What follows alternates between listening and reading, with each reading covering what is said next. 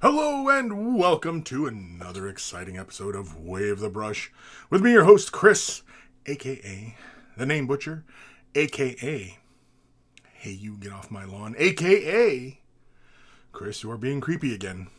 Wave the Brush, the most informative 120 minutes on the internet on the wargaming lifestyle. We'll talk about painting, terrain conversions, and everything under the sun. We usually delve into a lot of painting talk as well as a lot of what's under the sun, meaning no topics are barred. We'll talk about anything and everything. So, first-time viewers, be warned. We can go off the rails pretty early around here, and we can go off on some wild tangents. So, strap in or on and enjoy the ride.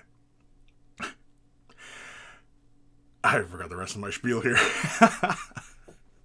Of course, if you're not able to attend live, which you can ask your questions in the comments or whatever, you can send your questions if you need help with painting scheme, whatever. You can send your question to Kris at wavethebrush.com. It is in the description below, as well as a link to wavethebrush.com. Central hub of all the silliness has links for all the social medias, as well as Discord. Join us on Discord. We keep the conversations rolling there 24/7. So a huge amount of fun we're having there. Of course, links for t-shirts. Want to look like a connoisseur of all that is good and holy in this world? They're wearing a Way the Brush t-shirt. And of course, if you purchase yourself a shirt, send a picture of yourself tastefully in your shirt, and I will add it to the Monkey Shrine. Also, links for Patreon support. I'm independent now, and, it's been a year now, but I'm independent, and it's how I keep the lights on. It's how I keep the channel rolling. It's how I pay for all the services, and a huge thank you to all my patrons who currently support. Without your support, these things just wouldn't happen, and so I'd have to go find a regular 9-to-5. And with your support, I can continue to do this and continue to educate and inform and, sometimes entertain. If you're not able to support monetarily, i.e. money, thumbing up the video, liking, following, subscribing, sharing the video, all help the channel as well, as that engages viewers and, all that. So it's all to appease the algorithm god, apparently. So that's why all YouTubers and Twitch streamers and everybody does it, because it's to appease the algorithm god. We pray to a new god, and it is the algorithm. Oi. Now we got another follower. We got a follower. Dogman is best man. Dogman is best man. Dogman is best man. Why is everything showing up twice? I don't know why the comments are showing up twice. Huge thank you to Carl, aka Guy Meir Alfair, aka Beer and Blood Bowl. That's his channel. Check him out if you love yourself some beer. You love yourself some Blood Bowl. Beer and Blood Bowl is where it's at. We always take the time to thank Carl, even though he's no longer with us, for creating the email jingles that play before the email segment of the show. So always much love to Carl. And of course, speaking of love, big thank you, big love to my baby bro Evan for creating the intro outro music that plays at the beginning and end of the show. Always much love to him. And if you're interested in comics and rarities, or just rare comics, check out EB Comics. It's in the description below. There's a link for it, so you can check him out and see what that's about. And especially I'm sure a lot of you still collect comics. And I say still, like it's something, we used to do, but I realize some of you are just getting into this hobby and whatever, and you come from a background comic. He's got rare comics. Check him out. That's all I'm gonna say. You know what? I'm sweating. I thought it was cool enough in here that I could just have this fan off, but I'm afraid I have to turn this fan on. Let's see here. Is it gonna be nice and quiet? Ish. There we go. You're gonna hear a slight drone. That's my fan. I have to turn it on. I thought it was cool enough down here, but apparently not. I was wrong. Yeah, this is kind of annoying. I don't know why the chat. Oh, I don't even have my thing up. Oops. I usually have a little program up that shows me the chat. I don't even have that up. I'm totally unprepared today. Totally unprepared. Who's joining us today? I can see Mike Grimshaw. Good morning, Kris and fellow inmates. What the F? Oh, Sir Peanut Butter resubscribe with Prime.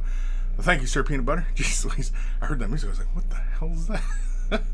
I thought maybe I was going to get finishing moved or something, I thought I was going to get fatality'd. Evan Belleau, what's up, everybody? What's up? Legion, hello there. Hello. Mike Grimshaw, I'll try to stay on track. I'm currently painting dumpsters for Marvel Crisis Protocol. How much effort should I put into terrain? Honestly, as much effort as you can, but up to a level of which is pleasing to the eye. So if you go into really super amounts of detail and, just kind of really focusing in, there's nothing wrong with it. There's absolutely nothing wrong with it. You know, I mean, you can also just slap a quick base coat, shade wash, quick dry brush, and be done with it, right? You could also, blend colors and, add decals and add rust and weathering, you know what I mean? Like, it's entirely up to you. It's entirely up to you. And, what level do you want to take it to, right? It's entirely up to you. Personally, yeah, I'd probably paint it to probably a step below what I was doing for the tabletop miniatures. Maybe. Or at the same level. I'm fickle. And, terrain looks really great. It all depends, really. I mean, like, if you're going to take pretty pictures of your models in the terrain and stuff like that, paint it to the best of your ability.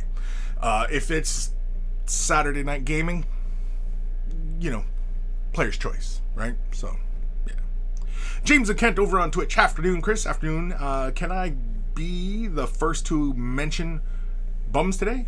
Bums? Sure. Yeah, you can mention bums. Go ahead. Nurgle bums. We don't discriminate around here. All are welcome under the roof of Kris, including those with exceptional Nurgle bums. Pixel Hobo. Hey, everyone. Hey. Demon Monkey Bot. Oh, that's my Demon Monkey Bot. He's finally showing up as Demon Monkey Bot. I don't know. Sometimes he shows up as Demon Monkey Bot. Sometimes not. I don't know what his deal is sometimes. But anyway, Pixel Hobo. Unfortunately, I only started collecting comics in the late 80s. Yeah, and I mean, I stopped collecting comics like early 90s. Before I left high school, I know I was done with comics. Not that I was like, oh, these are so done. But I mean, like, I just wasn't that interested in them. And more of my hard-earned dollar was going towards my Games Workshop habit. And, so unfortunately, that's the way it goes. Oh, and girls took up all my money, too. Girls took up all my money. As they tend to do. Legion, hello there. Hello. Mike Grimshaw. I'll try to stay on track. I'm currently painting Oh, I already read that. Ghost is our man deluxe. Hee hee hee. Kris said strap on. I said strap in or on. I didn't say strap on. That's a word that doesn't get said around here. Strap on. Because, it's potentially inappropriate. And you know me, I don't want to be inappropriate. So there'll be no more talk of strap-ons. So strap in or on. Kaoma. Hey, everyone. Hey. Sir Peanut Butter. Morning, Kris and Peeps. Morning. Nathaniel. Greetings, Kris and fellow monkeys. Episode 312. Dirty underwear is still dirty. Right. But dirty underwear, you can usually get about, 4 days wear out of it? You wear it once, turn it inside out, wear it again, turn it around, wear it again, flip it over, and turn it, you know what I mean? Like, you can usually get about 4 days out of it. Ghost Starman Deluxe. Counter argument, dirty underwear is still underwear. Captain Let's Dance. Afternoon, everyone. Afternoon. Aaron Sage, there he is. Morning, Kris and fellow monkeys. Happy Saturday. Happy Saturday. Sophie Wall. Hey, everyone. Hi, Kris. Hi, Sophie. Aaron Siege, episode 312. All bums are created equal. Yeah, like, let's just come out right and say it, All bums were created equal. Exactly, right? Like... Ghost Starman Deluxe. YouTube is being a bit crappy, so I migrated to Twitch. Really? Why? What's crap? And there's some strange thing going on with my chat program. It's showing me two things at once. Every comment is showing up twice, and I don't know why it's doing that. I don't know why. Things are awry. Awry.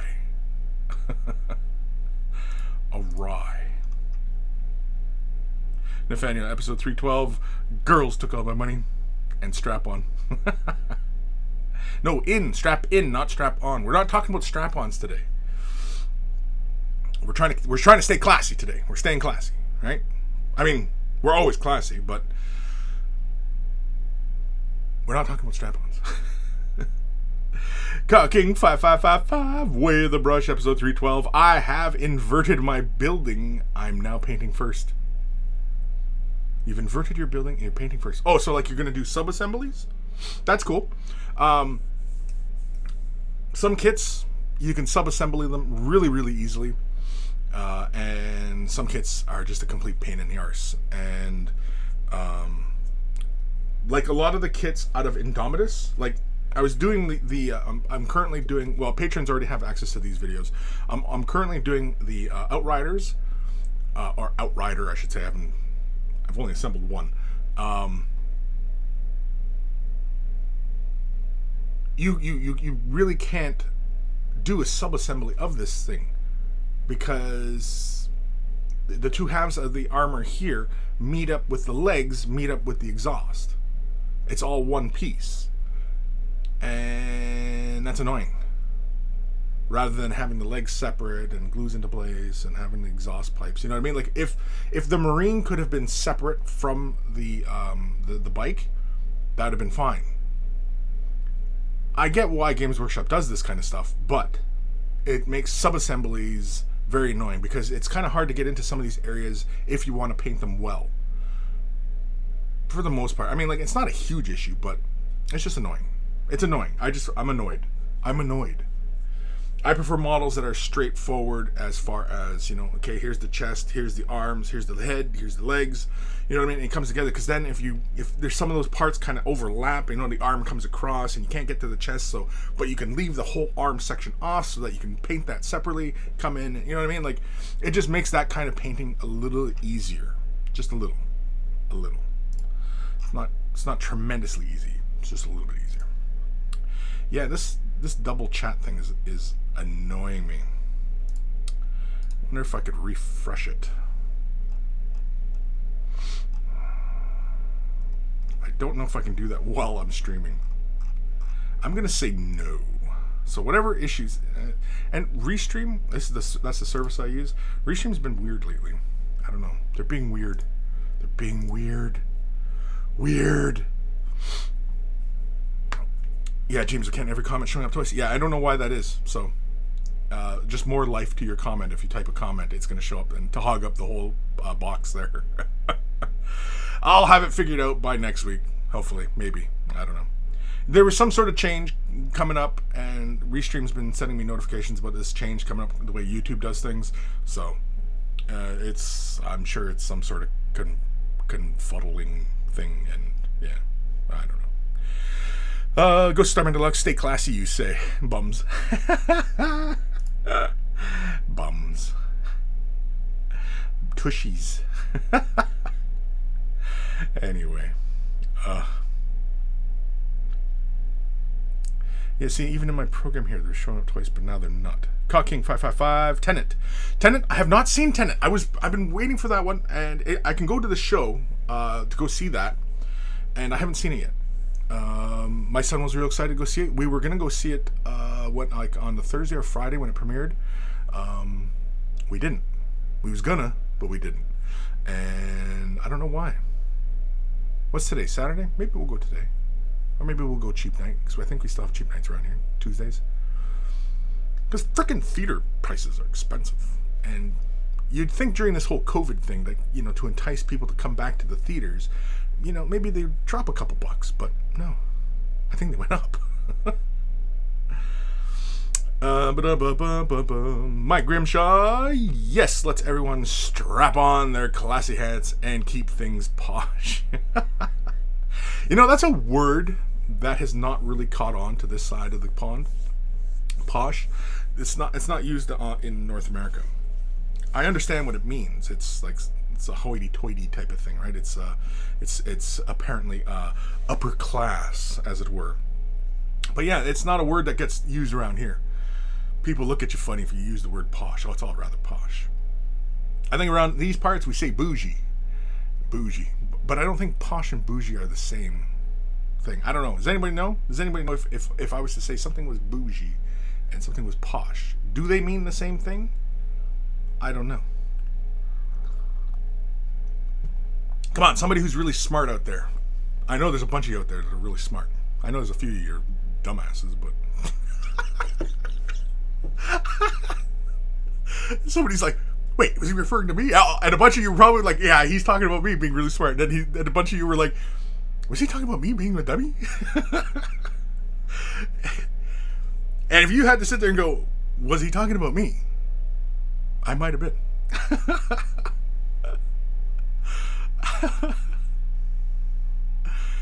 Oh, man.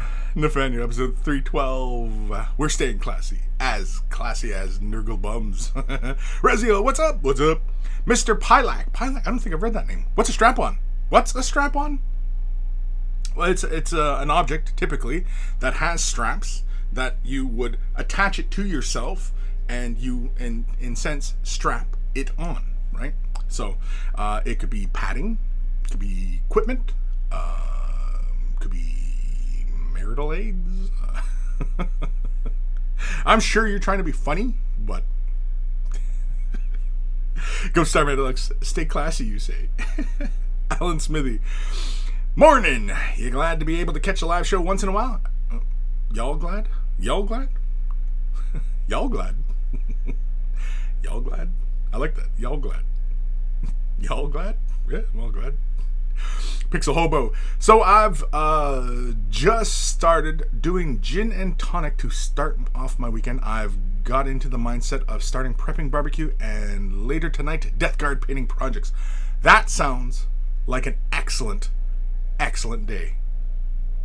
I kind of had that bit of that yesterday. I had some beers, barbecue, burgers, and I was working on stuff. Oh, I actually got around to a belated... Anybody who follows my Twitter, I posted a picture with 2 pieces of art, and they were belated Father's Day gifts. I got them around they were ordered before Father's Day, but they didn't show up because of this whole COVID thing. They were showed up real late because Custom sat on their ass, really. And I finally got them. I was going to do a video about unboxing them and showing them off and everything like that, but I didn't bother because I just wanted to get them in their frames. And so now they're all framed up and they're ready to hang in my studio. So, yeah, it's pretty. It's nice. I now realize that I need 2 more. Basically, for anybody who doesn't follow my Twitter, I'm a big fan, a fairly big fan. I shouldn't say a huge fan, but I'm a big fan of Warhammer art. Go to warhammerart.com. I don't think they are an offshoot of Games Workshop. I think they're an independent company, like a contractor, and they're just sourcing the images. Anyway, they produce art prints. And they can produce some pretty darn big ones. And I got a Space Hulk, the first edition image for the cover of Space Hulk. And I got that as a print. Wonderful. Happy. Super, super happy with it. And they're all numbered and, you know what I mean? And they all have their certificate of authenticity and blah, blah, blah. And so anyway, I got the 3rd edition Codex cover and I got Eldar. And I got the 4th edition? 5th edition? I think it's the 5th edition Eldar Codex cover. It's the one with the Warlock on the cover and he's or Farseer on the cover and he's spouting lightning out of his hand. I got that one as a big art print, and I got the 3rd edition one, which it kind of looks like a Dire Avenger with a big power sword kind of thing on the cover. I got those 2. Now, if my wife and son, my firstborn, were really paying attention, they would have got me the 2nd edition Codex, because that's the one I really, really want. But I think I'm going to get a very large print of that one, because they got me the one size smaller than the biggest they sell. Because the wife was intending to get them so that it can kind of fill the space out a bit more around here, you know what I mean? Like have an image over here kind of thing, and just like basically just surround myself in art. I really appreciate art. I really appreciate the classic stuff from Games Workshop. I mean all art in general, but like the illustrations that were created, for all the advertisements, White Dwarfs, box art, and all that stuff, right? Because they even have the old Falcon. The Falcon Grav Tank, they have that first image when that kit first came out. It was the box art for the kit, and the Viper as well. And I used to love that piece because it shows like 2 Vipers, and it's like this crazy sci-fi background thing going on. I don't know what it is. And the other one with the Falcon, it looks like it's in like Cloud City or something, but it's a really great image. And I really appreciate the art, and I'm not sure if the art is as appreciated today as what it was then. What it was then, especially the way some of the artists work, where the images are just jam-packed full of details, Whereas now, because of the nature of how I would imagine how fast they have to produce stuff, because Games Workshop is constantly pumping out stuff, whereas before Games Workshop was not pumping out things as fast as they were. They're like 4 times speed now than they were 10, 15 years ago. And the art is just so fantastic, and there were so many different visual styles to artists who were contributing to all the imagery and all across all the products of Games Workshop. Whereas now, it seems like a lot of the stuff, it's all very homogenized, and you know what I mean? Like back in the day, you could tell a Blanche from a Wayne England, from a Mark Gibbon, you know what I mean? Jeff Taylor, you know what I mean? Like you know, Adrian Smith, like all the great artists that were creating stuff back then that were just, you know, inspired us when we were young. And you know, I'm not saying today it's just, you know, it's bad, but you know, it doesn't have the personality, you know, especially because it's so reliant upon digital art. And digital art, not that I'm against digital art or anything like that. In fact, I love digital art. In fact, most of the work I create nowadays is mostly digital. But it tends to have the same feeling across pieces. You know what I mean? Whereas you cannot mistake a Blanche illustration from, you know, Mark Gibbon's illustration. The two are two distinct styles. Even though both of them are doing Space Marines, they're both different, you know? And both have a different texture to them, and, you know, bring a different vibe to them, and you know what I mean? And so it was different voices, I guess is really what I'm saying, right? There was different voices, all singing the same song, like a chorus. Whereas now, you know, it's kind of robotic. I don't know. Or am I overanalyzing? El Diary Lamborghini. Oh boy, it's me. I'm here. Tanko. Hello, Kris. Currently painting my Blade Guard Ancient's banner with non-metallic metal gold. Cool. Send pics. Tanko. Is that like thanky? Tanko?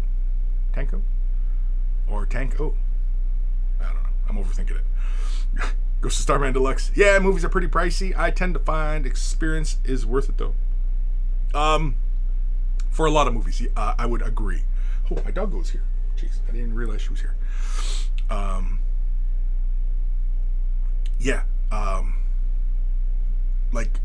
Dunkirk. I wish I saw that in IMAX. I wish I would have saw that in IMAX. If that comes back to IMAX, I might go see it. Man, there's a bunch of movies, you know, you have to see in the theater. Some of them, you know, whatever. But yeah, some of them, you know, some of them you have to see in 3D. Like Avatar in 3D was fantastic. They're just made for the platform, you know. But yeah. I enjoy the theater experience. I like going, you know, getting a bag of popcorn, overpriced popcorn. But you know, I don't go all the time. Well, a couple of years ago, yeah, we were catching like every show almost. Anything come out, yeah, it's out, let's go, you know. But you know, it's fun. And it's something my son and I, we really enjoy, because we usually end up talking for, you know, a while about this or that aspect of the movie, and, you know, not being terribly critical, but, you know, speculative, and, yeah. Nathaniel, posh equals fancy. Right, but is bougie the same as posh? Are they used in the same context?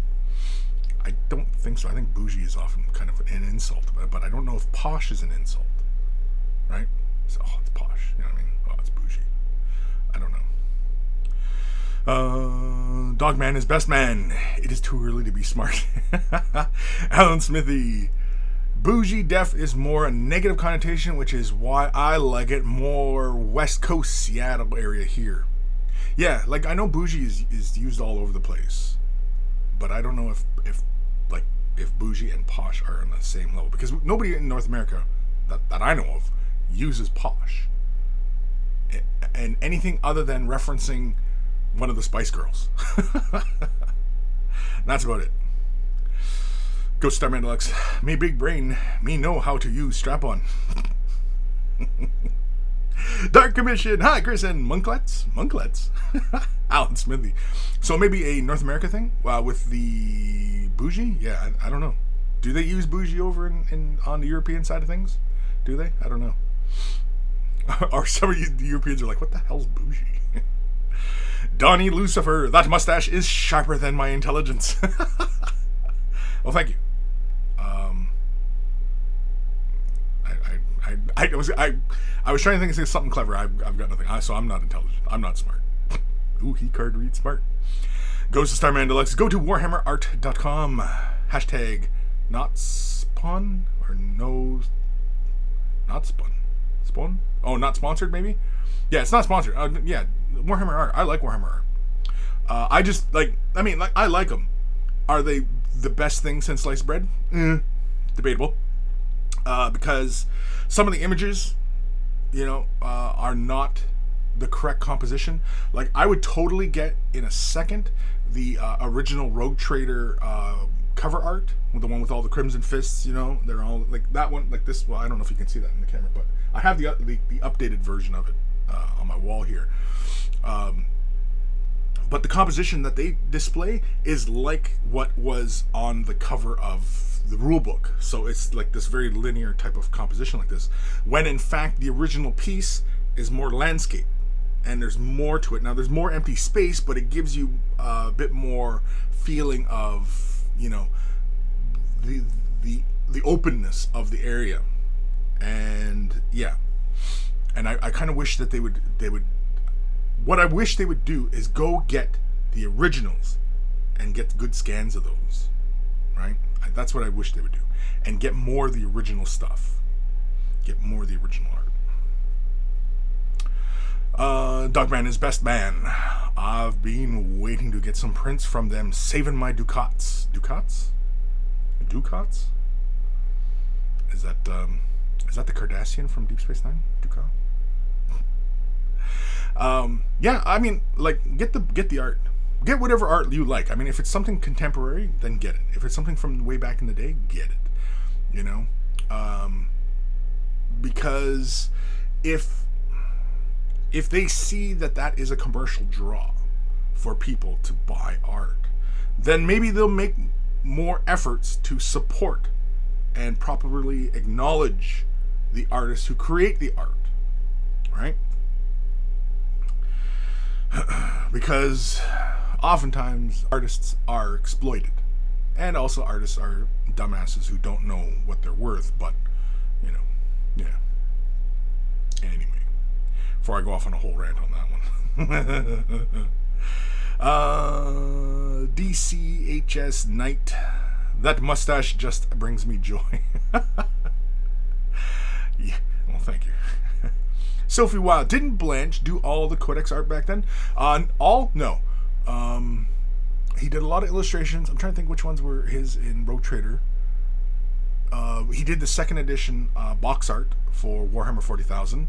I don't know if he did the fantasy box, but he, the big Blood Angel Space Marine. It's all a bunch of orcs. You know what I mean? He did that one. That's probably one of the bigger, crazier ones of his.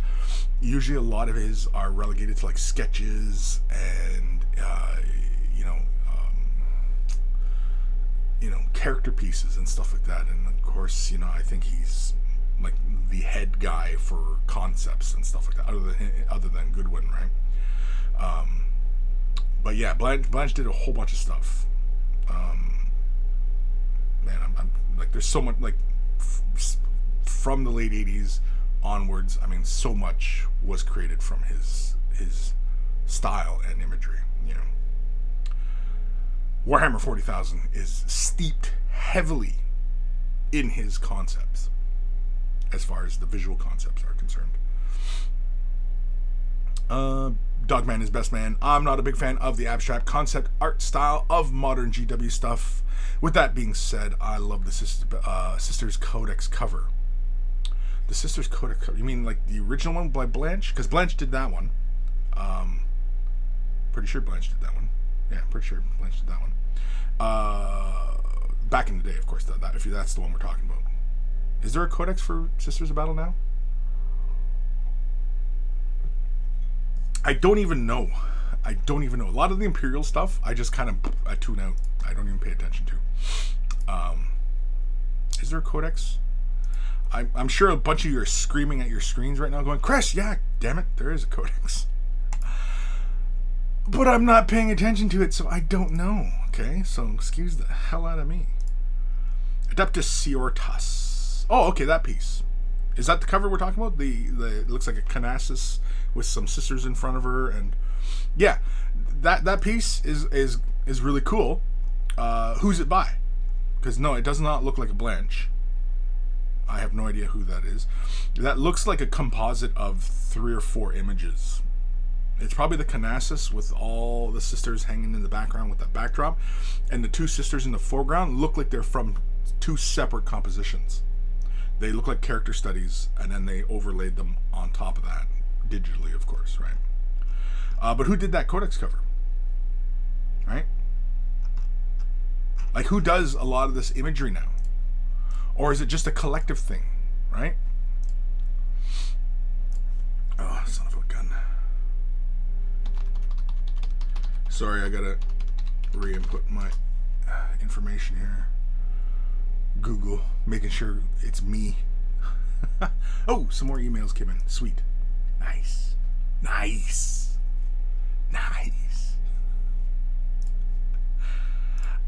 Yeah, I don't even know who does a lot of this artwork nowadays. You know what I mean? Like, yeah. It's unfortunate. They should credit the artists. Even the sculptors. Even if it was a team of people who worked on said model or sculpt, give them credit. Credit the artists. Alan Smithy. I like some of the new art, but nothing beats the old Hammer Rogue Trader art. No, some of them, like on Warhammer art, they have 3 iterations, I think, of the Horus versus the Emperor, and the 2 newer ones, fantastic, look great, but that original one that was in the Slaves Are Lost in the Damned, that one is just fantastic, and you know, that's another print I'll probably get, is that original Horus and Emperor piece. Yeah. So anyway, yeah, I was talking about the art and the Eldar, because they're the Eldar Codex covers.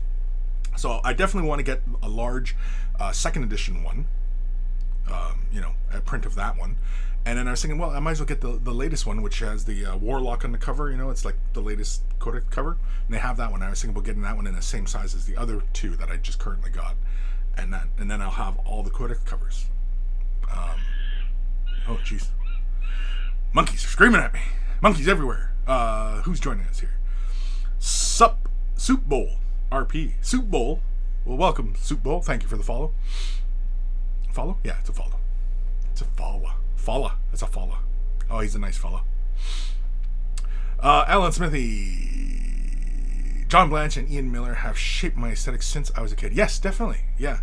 Honestly, really, when I was younger, and my taste not so refined, I really was not that big into Blanche's work.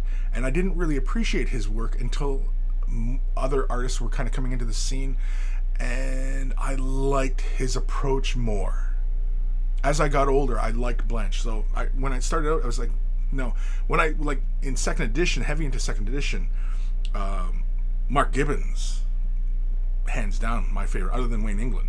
You know, those 2 were on equal footing as far as, like, you know, who inspired my styles and my aesthetics and everything like that. And I was less appreciative of Blanche's work. Not to say that it was any lesser, it was just, you know, me personally.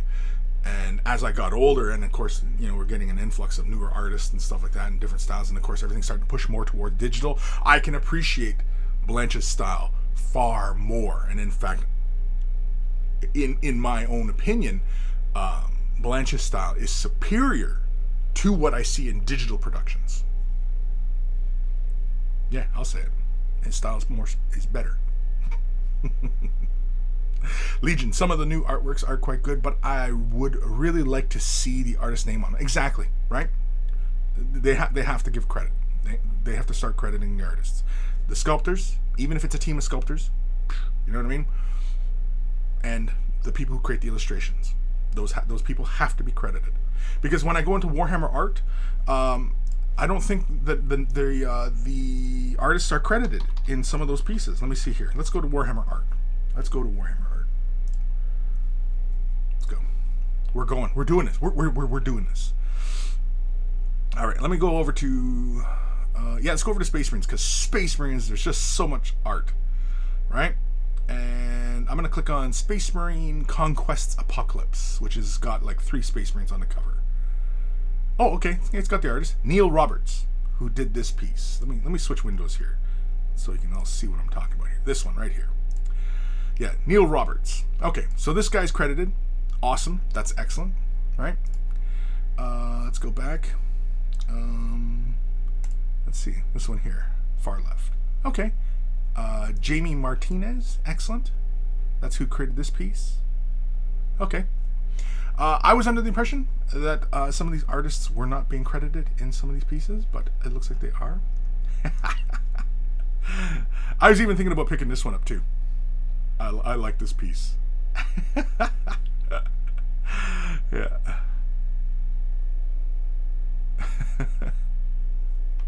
It's a classic bit of artwork.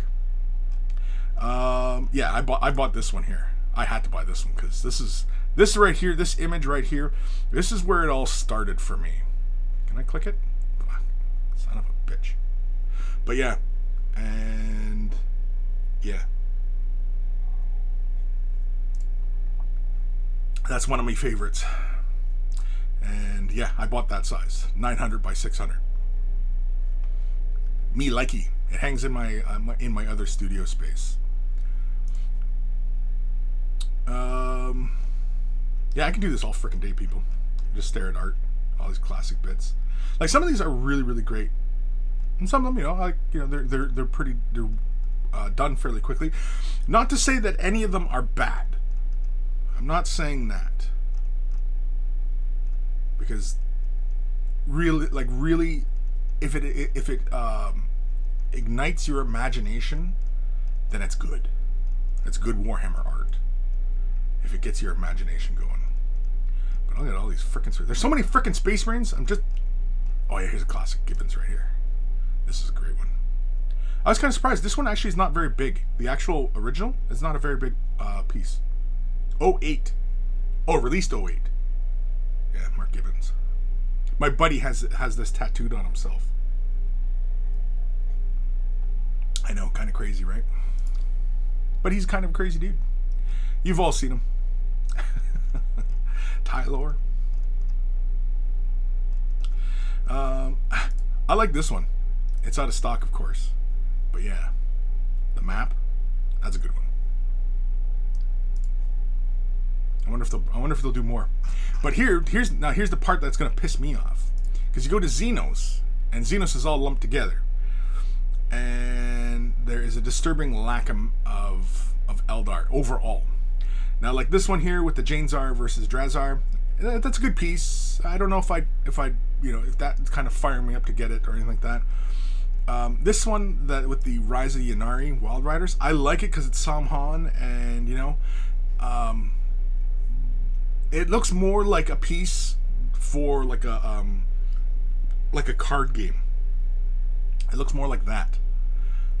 Or even almost its color palette and its style. It's kind of that impressionism, especially with the background, foreground.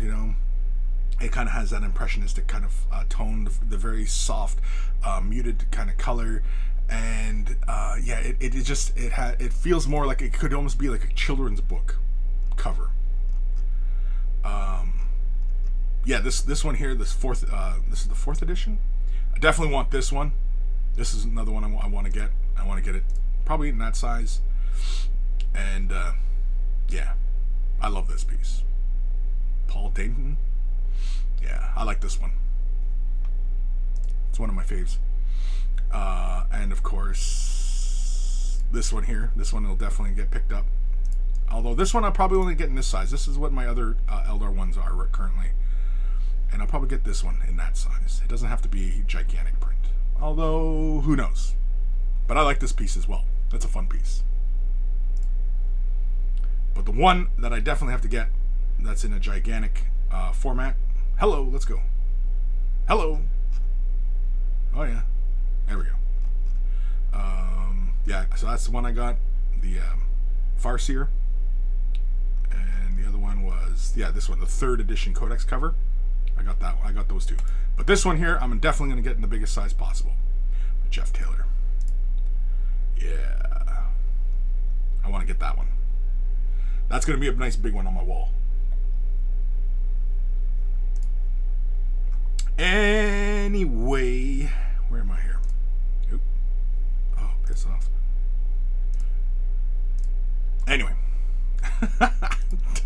Yeah, I can just sit here and just, you know, peruse art all day long. Oh, man. Where am I? Nathaniel, at Kris, is bougie short for bourgeois? Never heard of the term before. Never? No? Yeah. I'm pretty sure that's probably where it comes from. Mr. Pilak, I looked it up. My wife calls that thing unicorn kisses. I don't know what we're talking about anymore. Dogman is best man. It's not, no. Mini War Mutt. All right, Kris, entertain me while I scarf down biscuits and gravy. You rock. Entertain you. Are you not entertained? Heretic Scott, greetings, fellow monkeys. How are all? Just emailing my Annihilation Barge as we speak. Yeah, I think I got it. Right? Oh, I already have the other email up. Sorry. Yeah.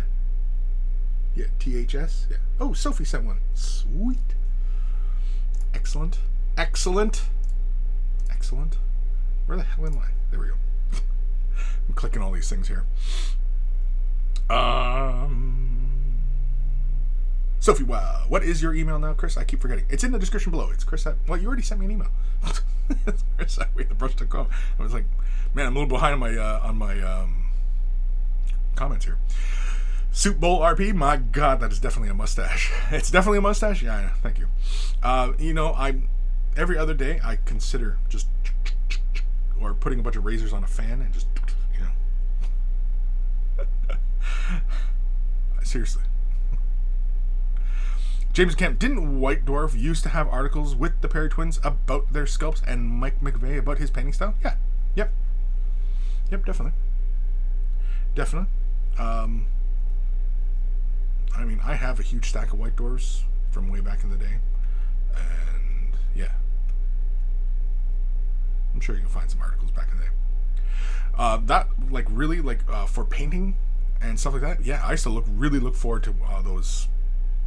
near the back of the White Dwarf. It was like a one-page thing where they'd quickly talk about, like in the heavy metal gallery, on what they did to achieve a particular effect on a model, and I used to just absorb all that, and that was really how I got inspired and, you know, tried to up my game, as it were. Yeah, it was White Dwarf. Mike McVeigh's painting, and then all the other painters as well. Yeah. Alan Smithy, episode 312. Say hello to my little bolter. Yeah, that piece. Yeah, it's Scarface. Yeah.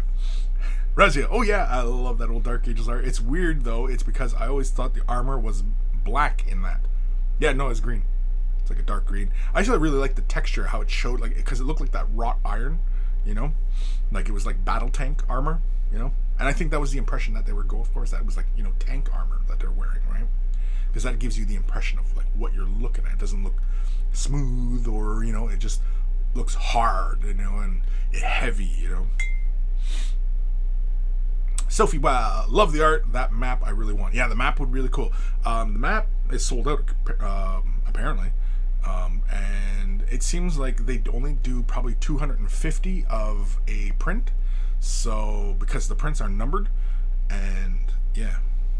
Because like my two new Eldar prints, one is 25 of 250, and the other one I think is 6 of 250, something like that, or 16 of 250. And my Space Hulk one I think is like 20 of 250, something like that. So, yeah. Coma, almost all the art in the Inquisitor rulebook for 54mm game is made by Blanche. Cool. DCHS Knight, I want that one with the Tyranid Warrior, the Codex art. Oh, the Tyranid Warrior, yeah. Alan Smithy, Inquisitor 28, Inquisimunda, every day, or whenever I get people to play with, yeah. Well, I know there's still a lot of people who play Inquisitor. They just use, 28mm models, because, I mean, the game's pretty scalable in that regards. I mean, it's just the level of detail. It's just your own playing with a few models, right?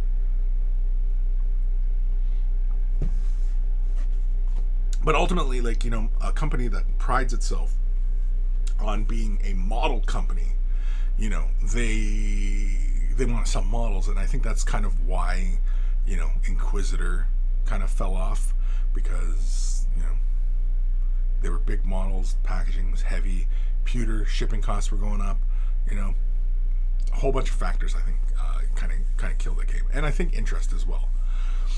But so much of what we know of the Inquisitor factions is, is gleaned from those books, right? So, yeah. Definitely. What time are we at here? Holy cramoli, it's almost 1. Jeez Louise. Sorry, I drank my coffee too fast and now it's giving me gall dang burps. Trying to hold it back. Gonna cause chest pain. Navani, episode 312. I like this piece. It straps me on. I mean in.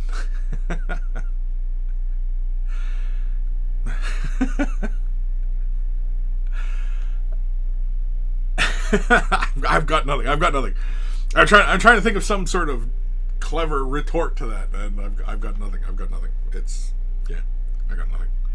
Dimitri Abaddon, hello everyone. Hello, Dimitri. Are we still doing double comments on the thing? Yeah, we're still doing double comment. What the F? What the actual F? Yeah, that's kind of weird. I don't know why it's doing that. It's this program, because it started doing even before I pulled up the other program that allows me to see both chats at the same time. Yeah. Yeah, it's just weird. All right. Let's do things a little ahead of schedule, as usual. If you're wearing headphones, turn them up or down, because here it comes. Yeah, let's do this one.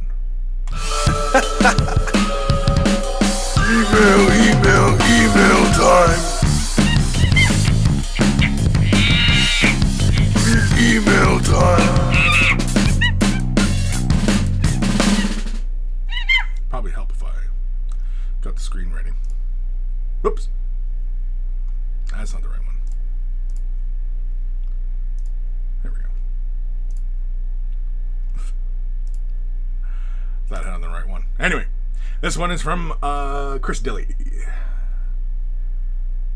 Hey there, Chris, aka Glorious Name Butcher.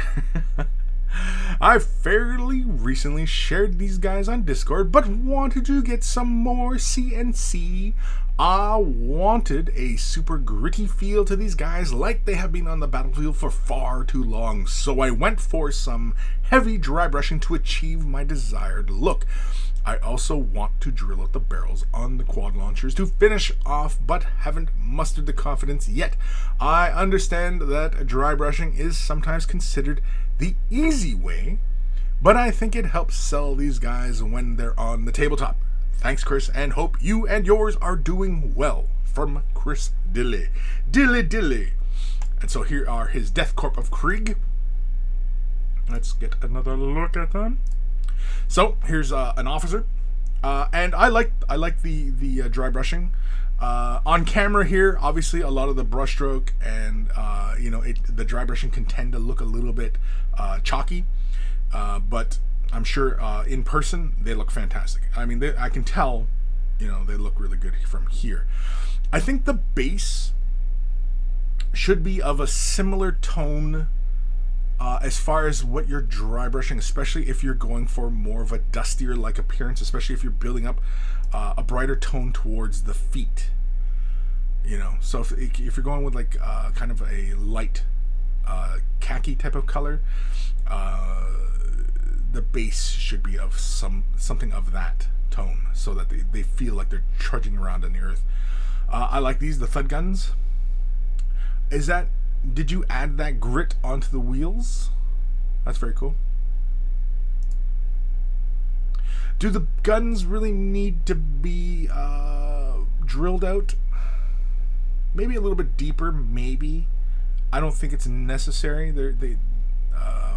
I think if you use a bit of a flat matte medium and just put that inside of those little holes in the gun barrels, you can create that illusion of depth inside that gun barrel, just so it doesn't feel so shiny. Just make it so apparent. Yeah, I like these. I mean, they definitely have a gritty appearance to them. I mean, you could spend more time creating more transitions, but if these are tabletop, I mean, these are look really good because paint's where it should be. There's paint not really, in anywhere that you don't want it. Like, the green of the pants isn't on the cloak. Like there's not big brush strokes or anything like that. So, no, I mean it looks good, and for tabletop quality, this is really good. You even made that little plasma glow effect on there. I think the banner, I think the skull and the detail, the wing detail, could be picked out a little bit brighter, just to really bring that out. I think the bases should reflect the dusty-like appearance. I don't think a hard gray like that should be used. Ha! Ugarins, awesome. I like them. I think if you're gonna play around with like a dirt and dusty like appearance, definitely these are the guys you should try it out on. Some weathering, chipped armor, that kind of stuff, because that would certainly add a lot of character to these guys, especially on their shields, representing the fact that these lunkheads are probably banging into each other all the time, and when they're not in the middle of a fight. Here's another one, the officer. Yeah, I think because of that dry brushing, and you have that slightly dusty-like appearance, I think the base should be of a similar tone.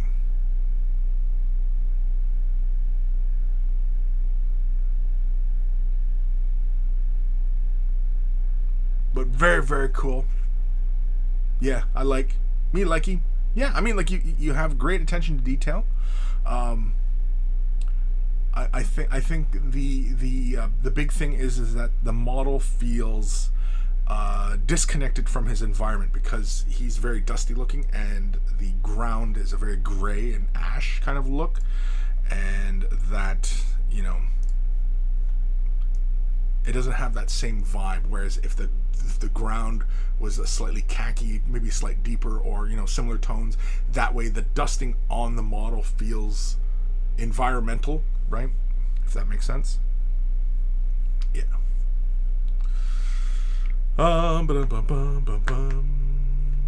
James Kent, those thud guns look great. Yeah, I thought the thud guns looked good. I mean, the whole idea with the Death Corp of Krieg is that they're grimy, they're fighting in the trenches. It's a very World War I style type of look to them. So, now unfortunately, there's not a lot of color reference of World War I type of stuff, other than what would have been later been, colorized. But I mean, if you can go by historic illustrations, stuff like that, you know what I mean, and what uniforms look like, what dirt accruing on the soldiers look like, especially in a lot of instances where if you really want to have that gritty look, how when dried mud on things has, like, it's dry in some parts but still dark and wet in some other places.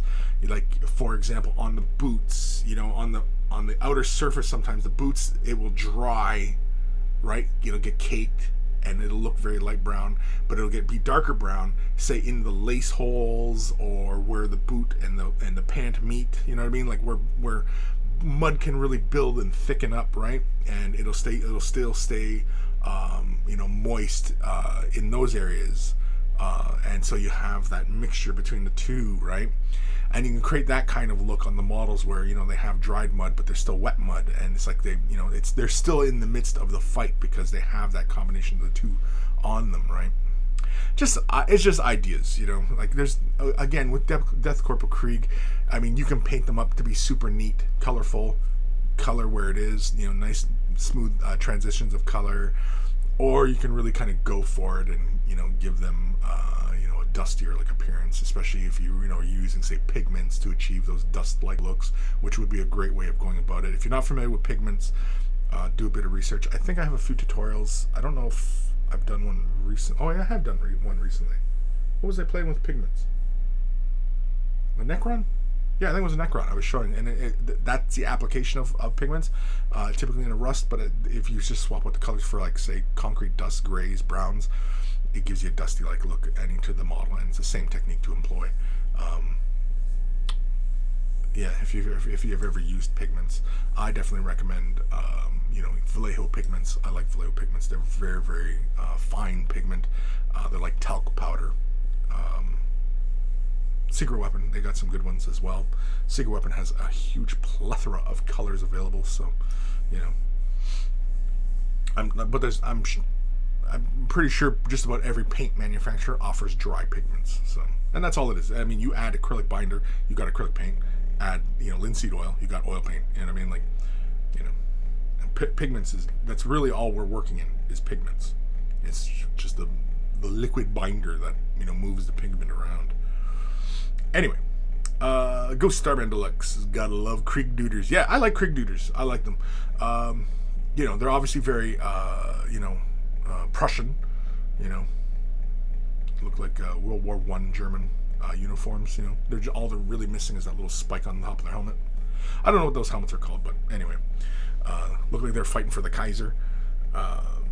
They're very cool, and with that kind of faction, usually they have like a backstory of who they were fighting, right? Who's their villain? With Valhalla, it was the Orcs. Talarn, it was Chaos and Eldar. Mordian. Who's Mordian? Mordians were kind of like, a lot of the story seemed like it was between them, like in themselves. I think it's Chaos as well. I think it's like Cultists or something. Yeah. But the Krieg are like, they fighting like orcs? Or they fighting like, who are they fighting? I don't know. Who does anybody who's really steeped in Death Corp of Krieg, who is their villain as far as who they're often fighting, right? Because I'm sure there's somebody who's their villain. Is it Tyranids? Is it like, who is it? Probably Chaos. Probably Chaos Cultists. Usually that's the common mix-up, right? Is Imperial Guard versus Chaos, right? Always fighting against the heretics and stuff like that. DCHS Night. The movie 1917 is a great idea of what World War I looked like. Yeah, that's a good one. I enjoyed that one. That was a good movie. But it's more focused on, the one. It's a very, very small scope. Like, it gives you an idea of, like, but I mean, like, it doesn't give you, like Saving Private Ryan gives you a sense of what the Second World War in the beginning, that battle, right? Give you a sense of the Second World War. 1917 is more like what it was like to be that soldier in those instances, but it doesn't give you, the proper sense of, like, what it would have been to live through the horror of the trench warfare, because there were so many people who were lost to just the elements, never mind bullets flying at each other. People were losing limbs to frickin' trench foot and all this crap that was in the trenches. So yeah, I don't know if there is a movie like that about World War One. I'm trying to think.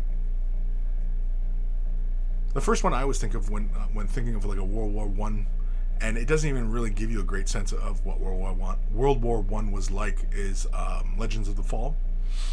And it's a short part in the movie, but yeah. But anyway, Misaki Nakashima, I have to make a request. I love your Necrons and would love to see you take on Caesarican Dynasty. Which one's that one? What dynasty is that? Also, thanks for your videos. They are a huge inspiration, especially for someone who came back to the hobby after 15 years. Well, thank you. I'm glad you enjoyed them. That's really why I create the videos. You know, it's to partly educate, partly inform and entertain. You know. All right. Sorry, I'm just. What color scheme is this? Is it the default, the current default Necron scheme? Oh, that's pretty straightforward. I mean, okay, I can describe it, like the easiest way to go about this is pretty much how Games Workshop describes it. I mean, like, you spray these guys in lead belcher, give them a coat of, what is that, Canaptic armor shade on where you want the brown bits, give it a light dry brush, pick up the edges, and use greens to get the blade. Use the Tesseract Glow in for the points, and yeah, it's pretty straightforward. It seems like it's well trodden ground. I don't know if I would actually make a video on it because, you know, it's been done. And the way I like to create tutorials and such is, you know, I like showing people what can be done, what hasn't been done, and, you know, things of that nature. I often don't like, you know, doing what other people have done, because especially when, you know, from another great painter, you know, I mean, like, if somebody else has done it really well and they've done it different than what Games Workshop has done, and they've done something different, well then yeah, I'm not going to cover that ground because, I mean, they covered it. And if I've seen it and it's like, yeah, that's probably what I would do, then I don't need to do it because they've already done it. You know what I mean? Like, which is why I don't get a lot of times when I see a lot of tutorials, and, you know, it's always the same stuff I'm seeing, you know, and it's the same techniques, and it's almost like people are patting themselves on the back for being so clever, and it's like, I don't understand that. I don't, and, you know, that's where artists get kind of weird, you know, because, you know, oftentimes, like, is it just ego? You know what I mean? Because oftentimes with people who paint, and any of you out there who have any talent for painting miniatures, well, you probably will have seen this when you're in your local gaming groups and you're bringing out your army and you're going to play a game, or you're just, you know, maybe it's a local competition, or maybe you're just, you know, doing pieces for other friends and whatever it is, but within your community. And if you're known as the painter within that community, everybody's always going on about how well you paint. And so it ends up feeding your ego. Right? And I've been in the same boat. For me, it was many years ago. And you're known as the painter in the group and blah, blah, blah. And everybody's, oh, that looks so great. Oh, that's, you know what I mean? And, you know, oh, you should do the competitions. Oh, you should do, you know what I mean? And it builds up your ego. And I think that's where a lot of that comes from. A lot of miniature painters just think that they're, you know, the cat's ass kind of thing. And, you know, it's kind of, no. Let's get real. Let's get real. Aaron Seach, if you want a great film on World War I and how it looked, check out They Shall Not Grow Old documentary. A lot of footage from that time remastered in color. Right, but that's remastered in color. And like I said, like, I don't know how much actual photography that was color then, other than, you know, because I know like a lot of World War II footage, there is a lot of color in there, and I think near the end of World War I, color was coming around, and yeah, I don't know, but I'm sure there's a lot of, you know, reference material as far as like what uniforms and stuff like that. And yeah, I mean, because I mean, like, otherwise it's just kind of guesswork, right? Misaki, the new one, the Bronze Boys, they introduced in Indominus. Yep, yeah. I mean, yeah. Am I going to show that? Not likely. With the Necrons, I'm most likely going to continue to paint them. I don't know if I'm done showing them, but I have stopped because I've started going on about this model here, and painting up this motorbike and the duder, and we're gonna complete this guy. So strap in or on, and we're gonna go for a ride with that guy. It's a bike. We're going for a ride. See what I did there? I'm clever. I also have this other model I just picked up, and I'm looking forward to painting this. I have an idea. Everybody on Discord who was seeing that conversation, I think y'all know where I'm going with this model, and I think I'm gonna have a bit of fun. I'm not gonna spend a huge amount of time on it. I don't know. I say that, and I'll probably end up spending too much time on it, but I just love this model. I just love the flow and the sense of movement in this piece. It's so great. Like, how many freaking Space Marine models can get sculpted like this? Like, in such a dynamic pose where there's so much movement. Her hair, her pose, the ribbons around her. Like, such fantastic looking sculpts.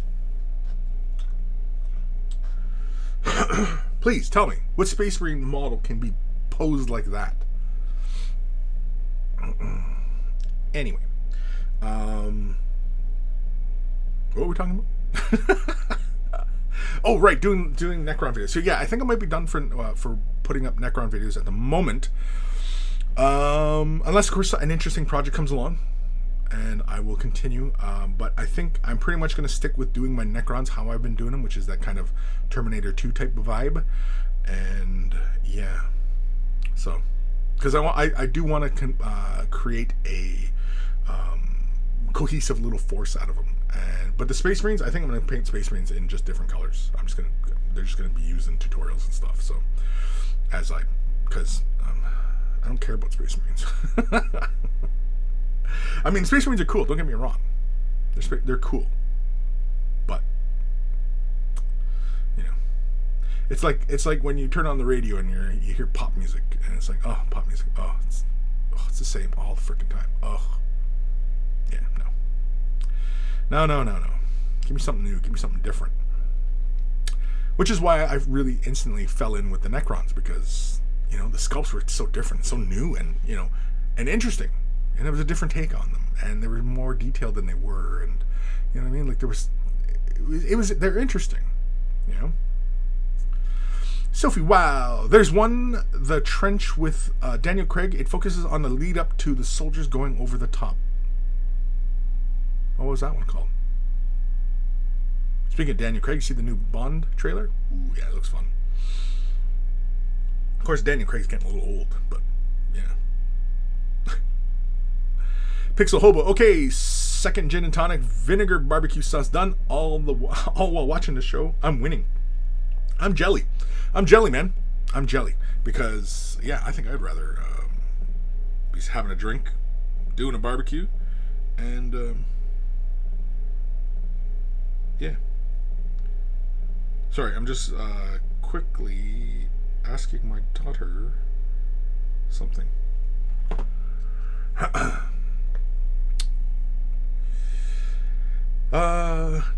Nakashima? I'm just gonna say Nakashima. I think that's easier for me to say than Misaki. I have no idea how to pronounce that properly. I'm sure I'm probably saying it wrong, but name butcher. Sorry. So you would definitely recommend the new colors they just brought out? I would. If your goal is to paint them like you're seeing on the box art, then yeah, right. And this goes for anybody out there who is interested in painting, like what the color schemes you're seeing in the codexes and stuff like that. Absolutely nothing wrong with using the colors that they describe. That they say, well, if you use Citadel black and Citadel yellow or whatever, use them. You know what I mean? Like if you want your models to look like out of the codex, use the colors that Games Workshop describes. There's absolutely nothing wrong with that. If people are shaming you about doing that sort of thing, then they need to get their heads out of their asses, because that's completely wrong. Oh, thank you, honey. Thank you, boo. Bruv. So yeah, they need to get their head out of their asses, because they're your models. You spent your money on them, and if you want them to look like right out of the codex, then by all means paint them like you see right off the codex. So if you want to go for that particular dynasty of Necron, what is it? Caesarican? I don't know. Made up words. And yeah, if I was going to do them and I was going to demonstrate it in a tutorial, yeah, I would do lead belcher. I possibly wouldn't do the dry brush beforehand, a very light dry brush like Necron Compound over the areas just to catch the edges, and then apply the Canaptic Armor Shade Wash, not too heavily, onto the areas where I want it to build up. Leave the, paint the weapons in white, and then apply those greens. Oh, thank you very much, Boo. Is it still hot too? Good. Kind of, yeah. That was last week. Yeah, that's good. Awesome, thank you. Did you turn it off and put the cream back in the fridge? And then do the... and then, thank you. You're my favorite daughter.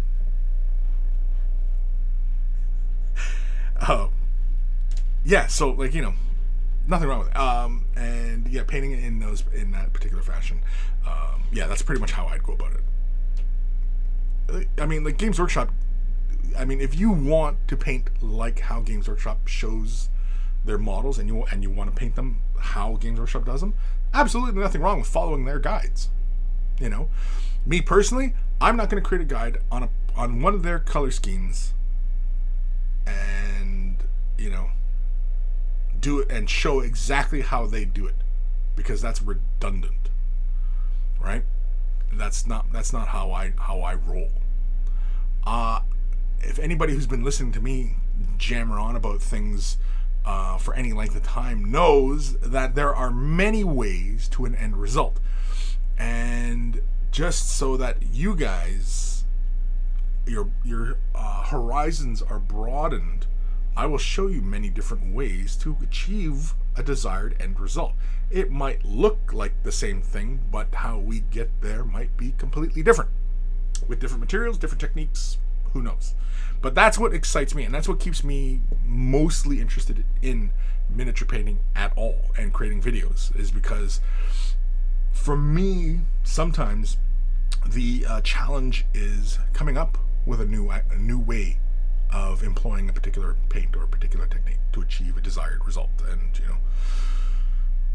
just a different way of going about it. Painting ultramarines, I mean, like, there's probably at least, I don't know, off the top of my head, 10 ways you can paint an ultramarine.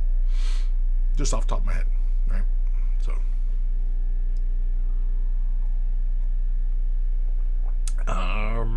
Heretic Scott, Peter Jackson's They Shall Not Grow Old. Yeah, I saw that one in the theater when it came out.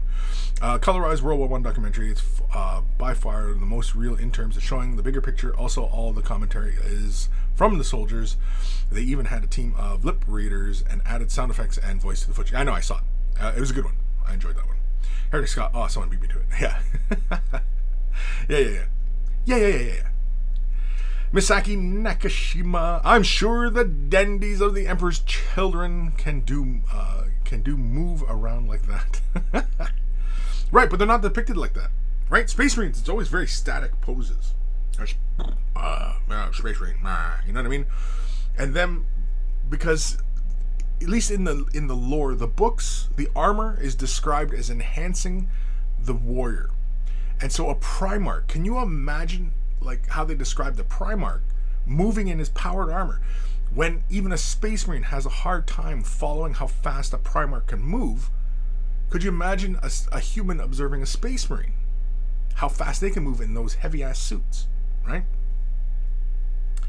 It's just these kind of things. Like, you don't see it in Space Marine sculpts, the movement, which is why they probably had so many banners back in the day, because that was the only way you could incorporate movement into, the pose or the cloak, right? That's why Space Marines have cloaks.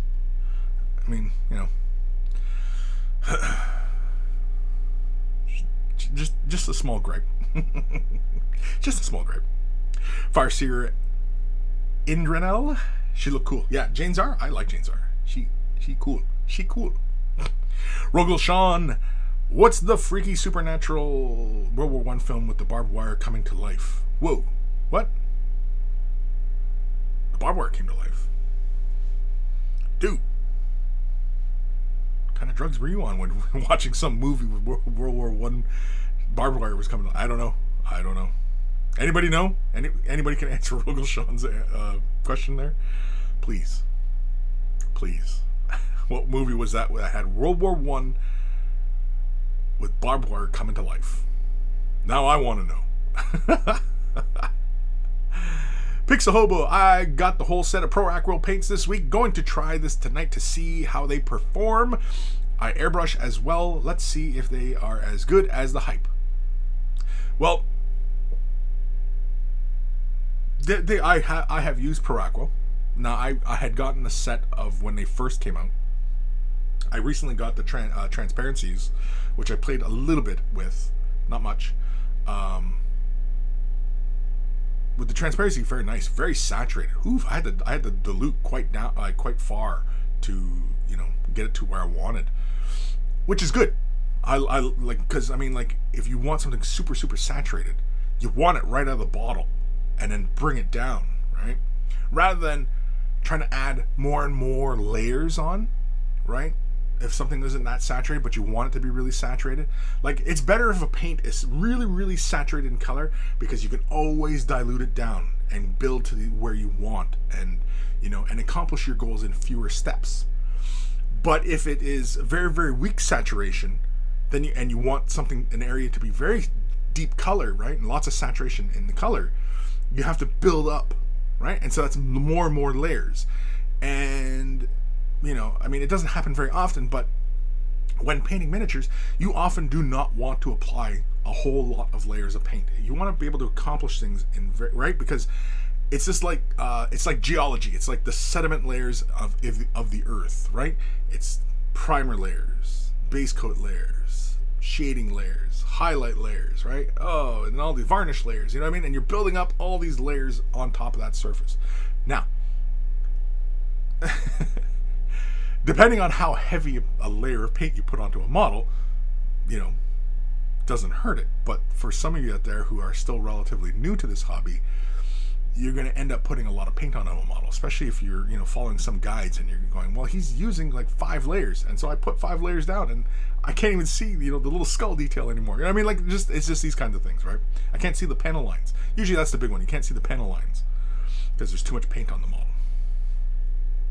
But yeah. Anyway. Mr. Pilak, I'm really liking the oil paint washes. Have you used them before? And what brand of paint? I'm not sure what to use. I've used oil washes many times. I used to do scale modeling, and that's where oil paint washes come from. Scale model has been doing it for ages. Brand of paint? I just use dollar store oil brands. I'm not dollar store. I don't think oil paints are sold at dollar store, but you just go to any art supply place and just pick up, oil paint. You find it whatever is within your price range. They're all pretty comparable, especially if you're just turning it into just a wash, because you're just going to use mineral spirits to thin it down.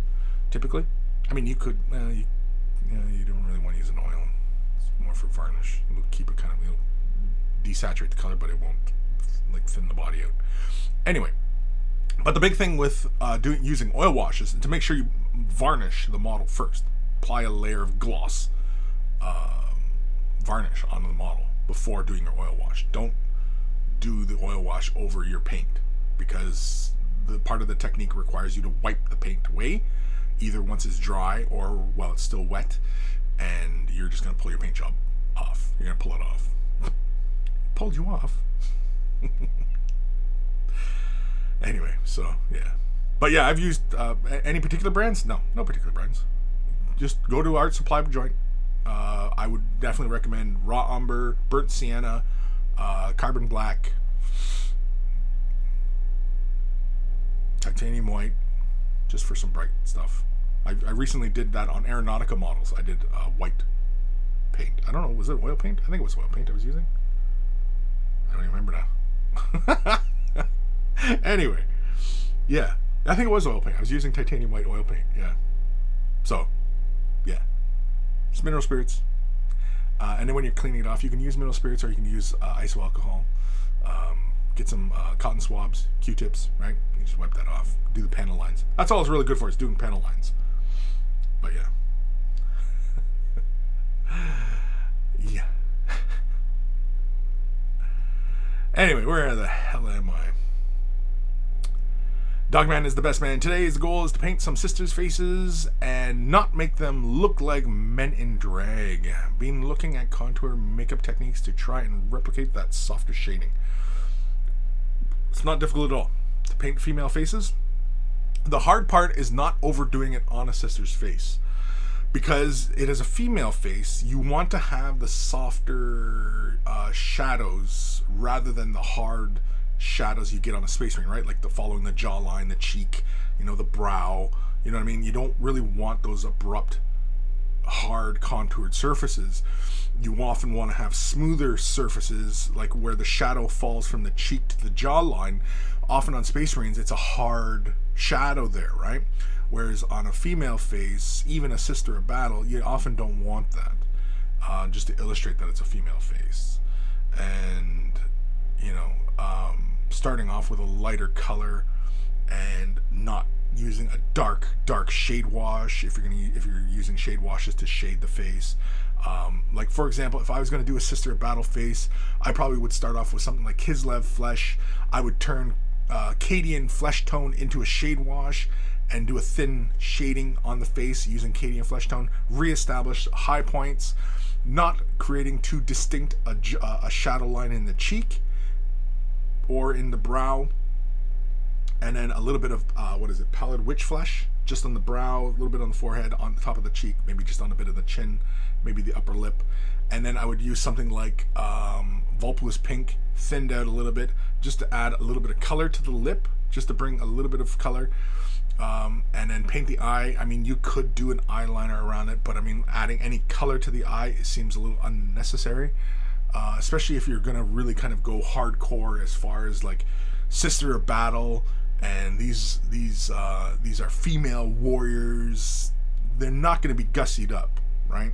And yeah, or what do they say? What do they say in the UK? All tarted up? Yeah, they're not gonna be all tarted up, and yeah. So I remember a while back when the sisters were coming out and the codex and the artwork, and like they had that collage of sisters of battle, and like there were female faces, but some of them looked almost masculine. But I mean, that almost kind of makes sense. Like you ever look at like a female bodybuilder, they often have very masculine features because of the levels of testosterone, and that's what causes that.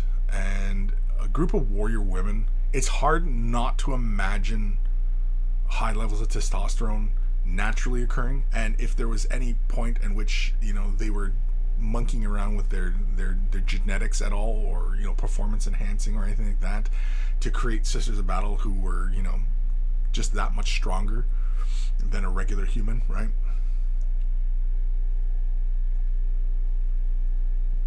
You could see it. But yeah, that's all I would do for a sister of battle's face. You really wouldn't embellish too much color. The lips would not be rouge. They would be just just a little bit of pinking, just to illustrate that that's a female mouth, although some female mouths are less full-lipped than others. But there would be no color really in the brow, like eyeshadow or anything like that. That would not be there. I mean, you can add it if you want, but it's just gonna again make them look all tarted up, and it seems a little unnecessary.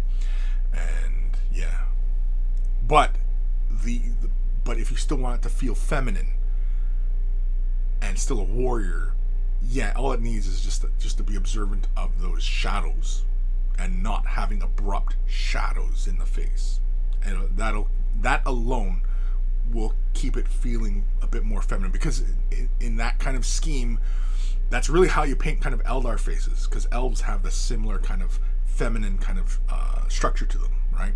Very long, oftentimes, and the cheekbones, there's not a lot of like dark shadow in the cheek line, right? It's often very soft, often. Anyway, bum, bum, bum, bum, bum. James of Kent. My daughter just asked why I was thinning my paints.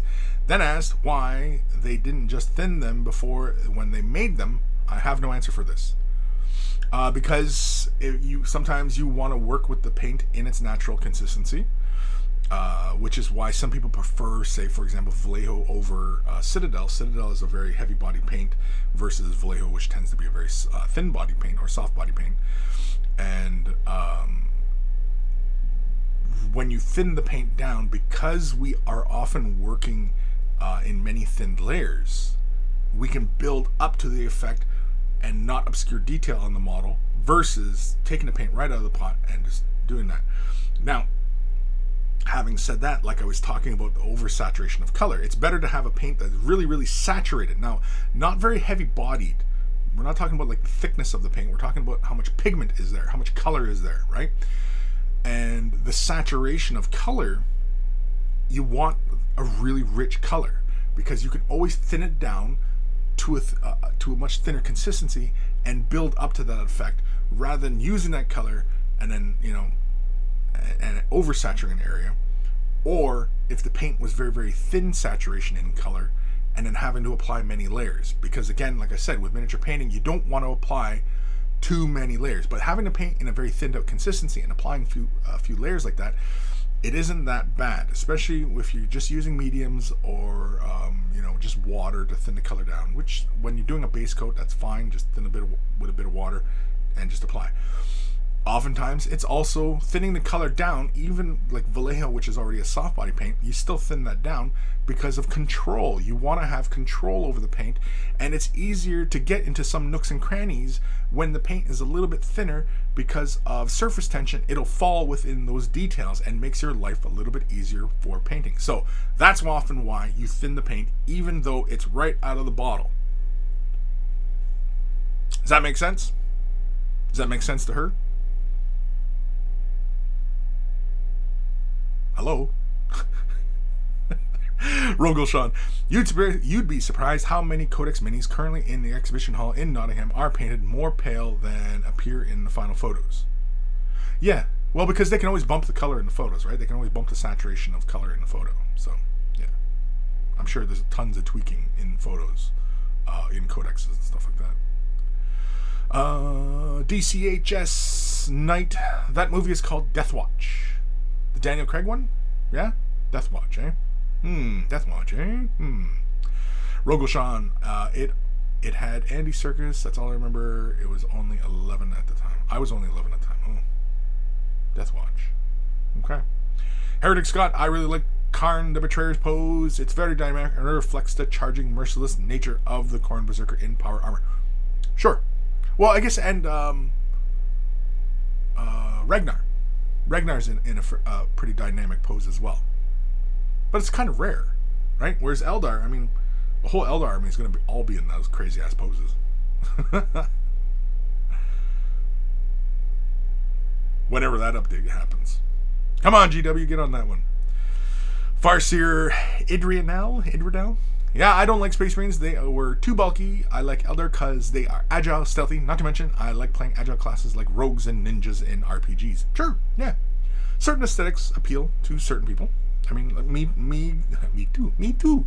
I as well like the aesthetics of Eldar. I like for 40k. I like the asymmetric nature of the design aesthetic for Eldar, where you have a heavy element on one side and two smaller elements, and that visually bounces.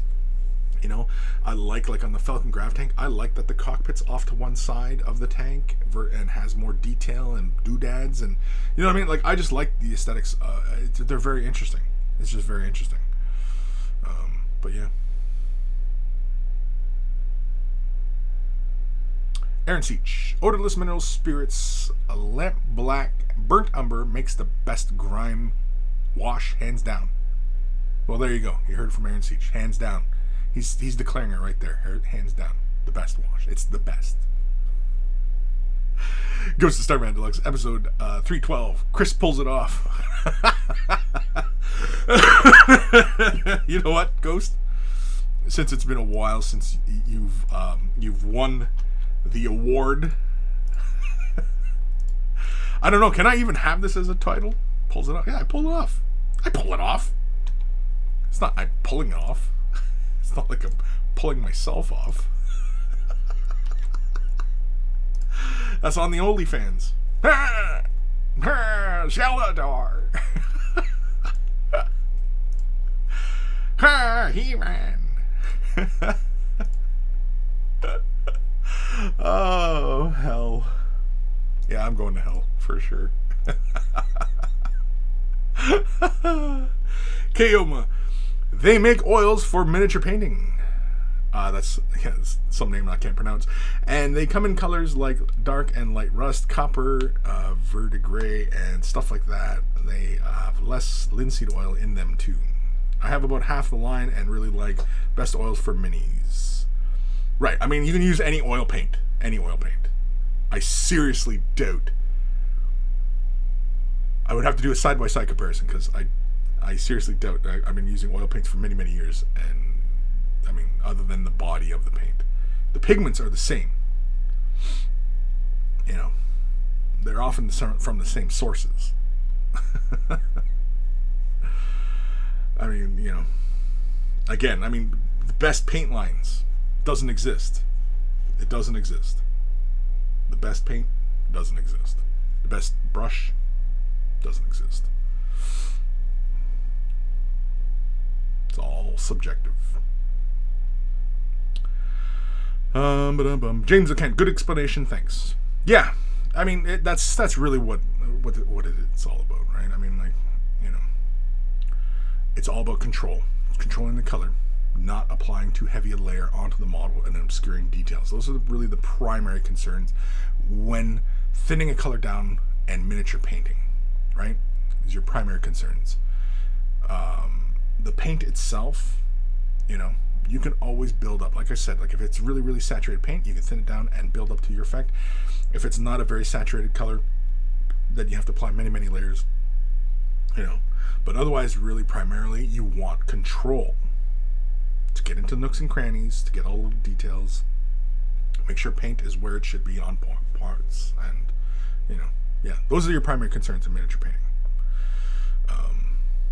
What brand of paint you're using, what brush you're using, doesn't really matter. Those are secondary. DCHS Knight, not the Daniel Craig one, the Supernatural Barbed Wire one. Oh, Death Watch was the Supernatural Barbed Wire one? I'm confused. But okay. Ghost of Starman Deluxe. Haha, victory. Haha. Haha. Aaron Seach, pulling it off or pulling it out? Well, I have 2 kids, so you might know what my track record is for the second part.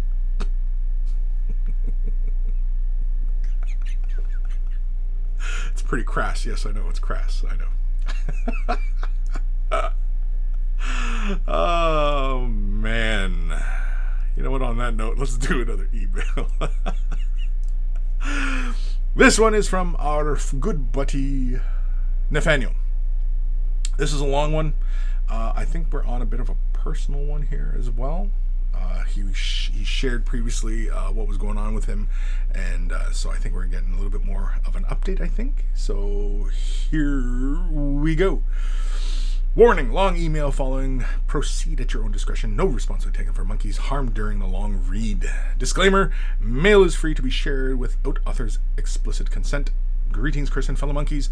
As you all know, I had a bad start to 2020. I got evicted, hospitalized, etc. Etc.? Really? Can we etc.? Getting evicted and hospitalized? Can we? Yeah.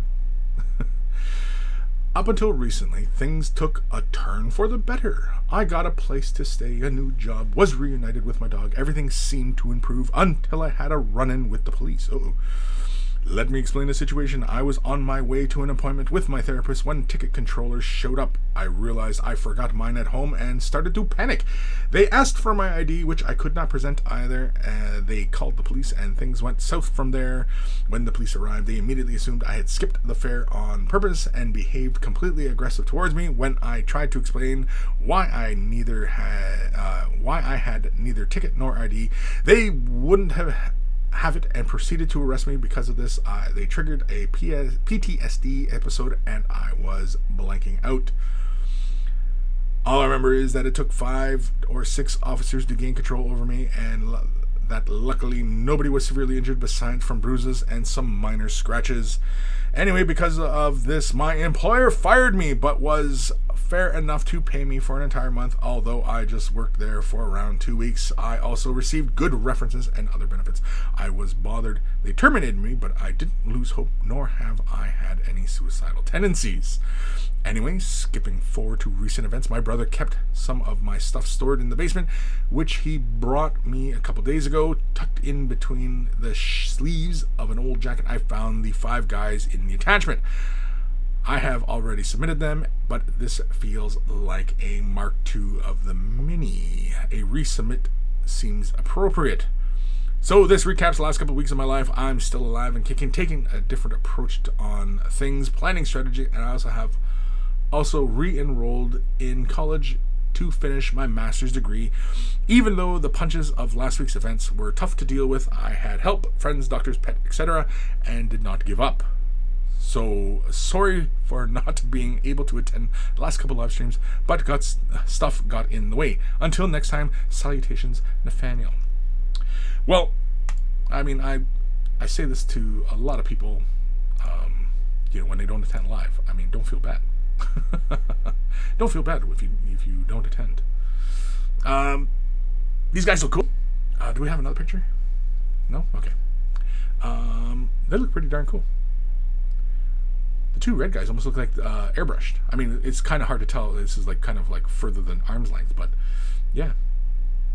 Looks like they've got a good deal of varnish on them too, which is fine. I mean, if they're plain pieces, I mean, protect.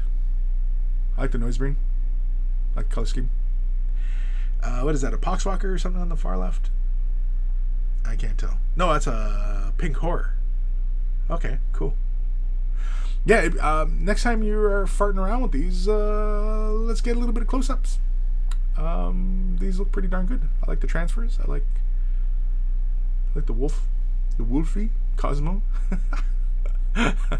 He's Cosmo. He's Cosmo the Wolf.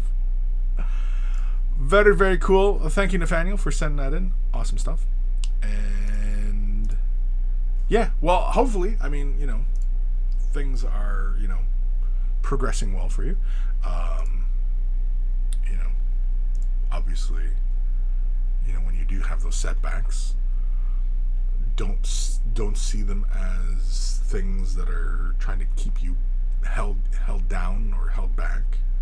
See them as opportunities, to grow, to learn something new. Unfortunately, getting ticketed and stuff like that and getting arrested, I mean, yeah, it's a pain in the ass, but hopefully it doesn't keep you down. It's a pain in the ass, I realize, yes. It also can kind of hurt in the long run, but you can always overcome that. I'm sure you can overcome it. I'm fairly confident you can overcome it. So, yeah.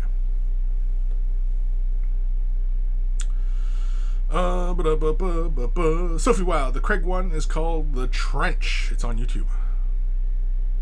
Oh, the Daniel Craig one's called Trench, and the Supernatural barbed wire one is called something else. The Things. Excuse me. Alan Smithy, from another monkey who struggles with mental health, sending love and support for your process. Yes, definitely, and this is a thing that definitely. I'm sure many of you, not just Nathaniel and Alan Smithy here. I'm sure many of you, struggle with things day to day. It's not a competition. It's not, I struggle with this and I struggle with that. It's not a competition. Everybody's struggling, and these crazy ass times we live in,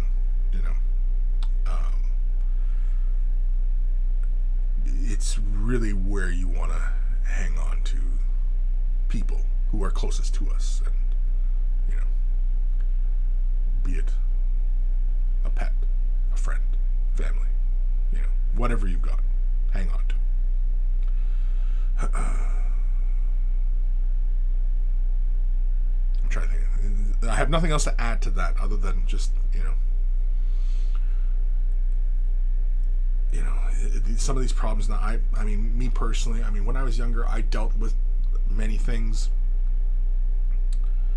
I didn't really get over them.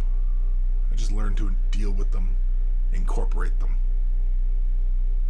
make them part of my day-to-day, my reality.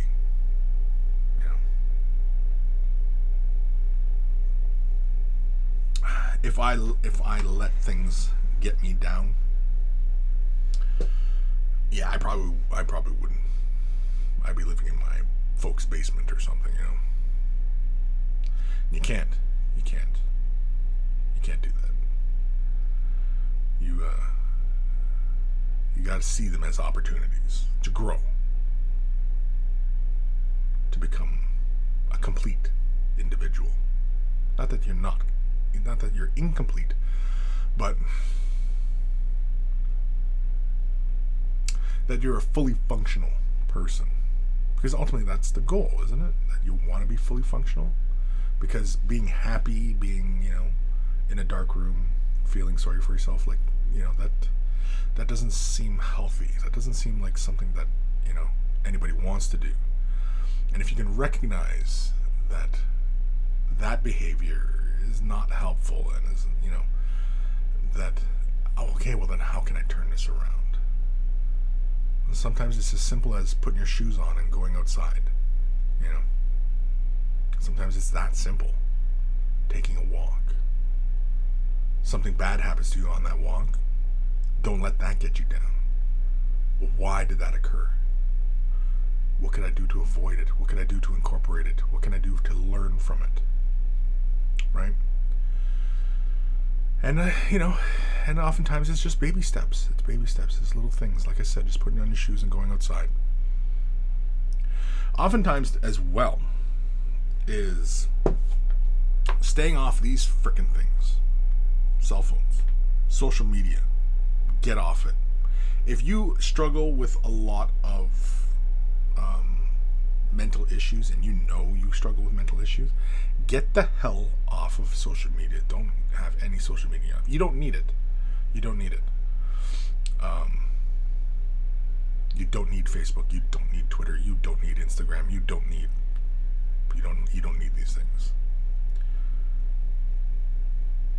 Especially Facebook and Twitter. You don't need them.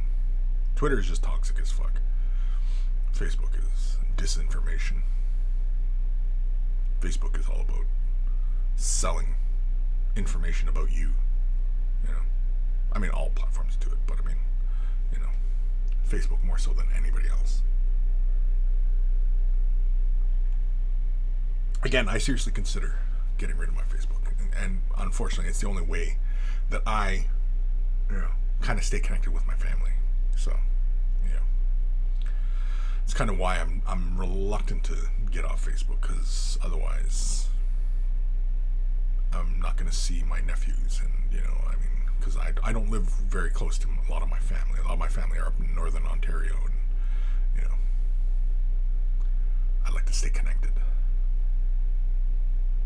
Even though I'm a little reluctant about sharing things on Facebook and stuff like that. That's why you're not going to really see anything deep from me on Facebook or anything like that. Twitter, sometimes it's it's toxic, but I mean, I like Twitter, especially for news items and things like that, because oftentimes you'll see things start trending on Twitter before even news starts reporting on it. Does it mean it's correct? No, it doesn't mean it's correct. Always look at all media, whatever media platform you ingest your news from, always look at it with a critical eye.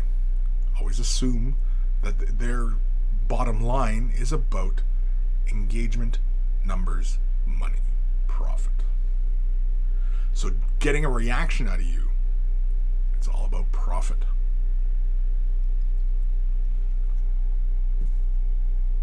Facebook's really bad for that one, which is why I consider getting off of it. James Kent, with mental health issues, look for progress, not perfection. Yes, definitely. Yes, exactly. Aim at making today better than yesterday. Yeah, that one's a tough one. That one I can see being a tough one for a lot of people. Like, trying to stay positive like that to make today better than yesterday. Especially if yesterday was a really great day. How do you make the following day, as great? And then you might set the bar too high and you're like, I fucked it up. Versus just take it one day at a time and just put your shoes on, go outside, take a shower, get the day started, eat a normal kind of meal. Don't sit there and chew bubblegum all day or something awful. It's not good for you. Just But yeah, I agree. I agree, James. That's it's look for progress, not perfection. Yes, because perfection in anything, especially so many of us miniature painters, we want things to be perfect. We have this idea in our head on what we want, and we want it to be perfect, and then we start to overthink it, and we never get nothing accomplished.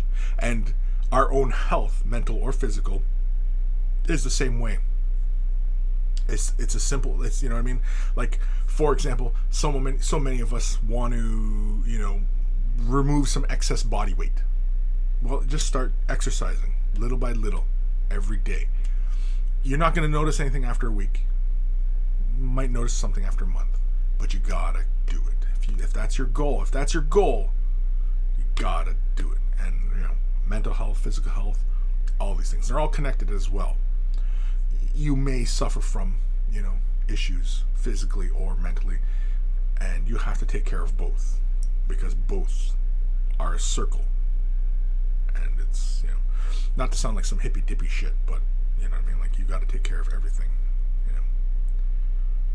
It's amazing how some days when I feel like crap, something happens, whatever gets me down, just take a shower, you can just feel all that bullshit just washing away, and you feel a little bit better, just a little bit, just marginally. I just feel a little bit better, and I feel a little bit more productive as well after a shower. I feel like, okay, I'm gonna get dressed, I'm gonna go do this, maybe I'll shave, I'll go take care of this. It's little victories.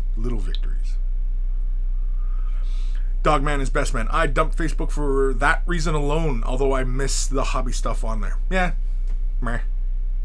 You can still get the hobby stuff anywhere.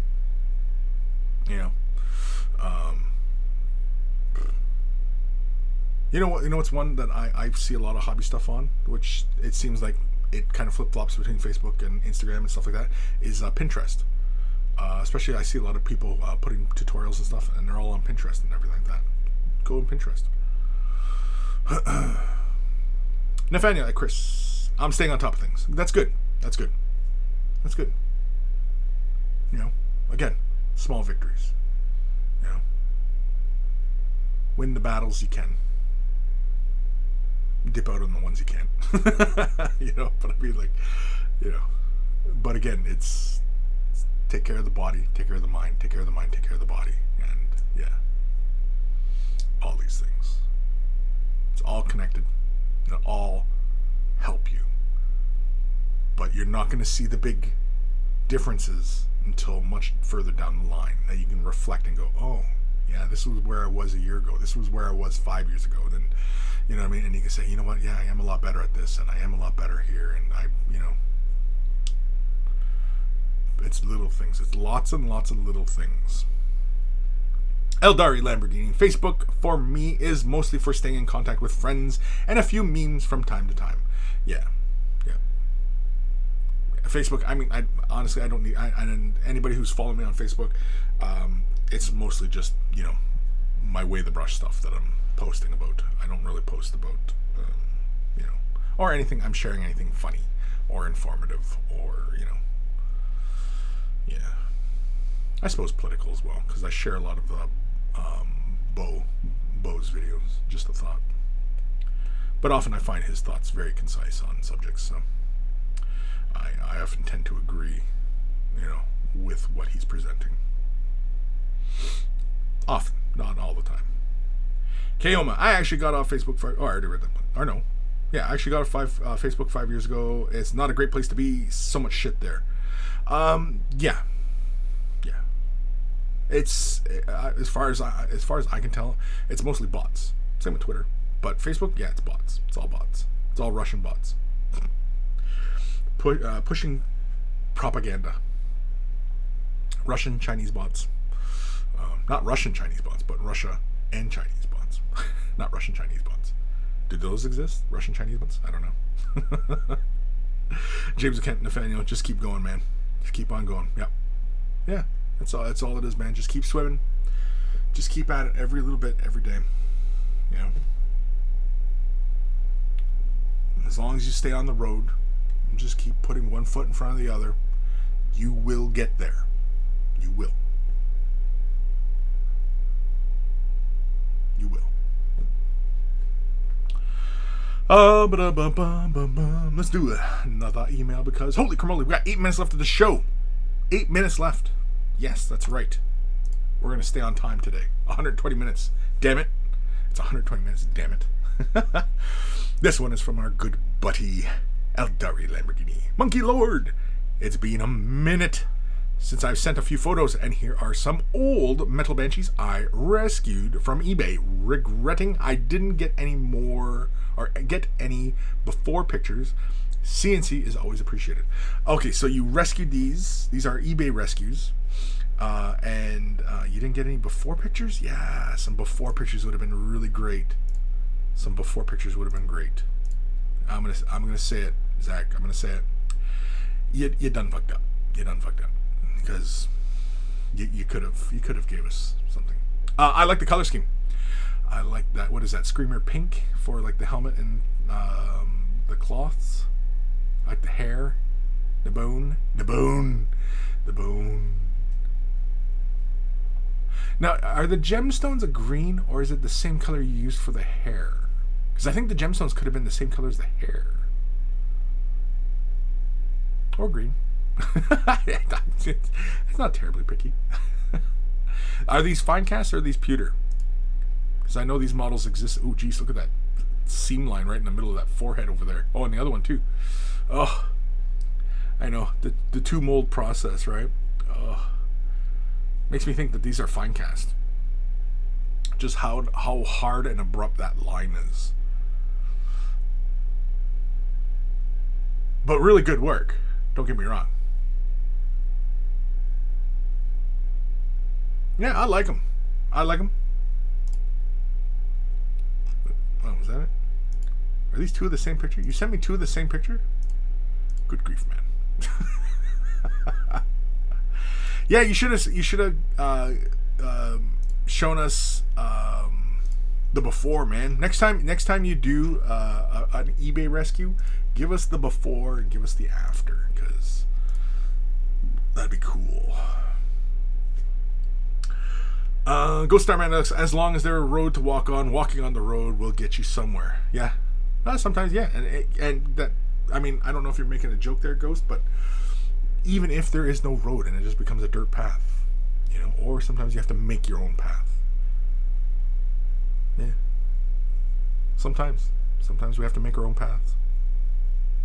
Eldari Lamborghini, green gemstones, use the technical, and they are pewter. Oh, they are pewter. Okay, I thought, because that line seemed really hard, but yeah. Couldn't get those metal seams out. No, you most likely, if you tried to file that down so it became flush, you more than likely would have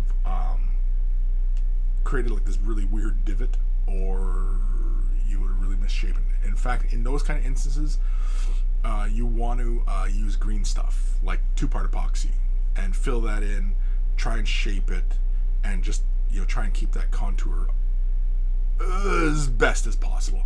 Really what it is it's like, you know, it's when the two parts of the mold come together, right, and then they're kind of off kilter.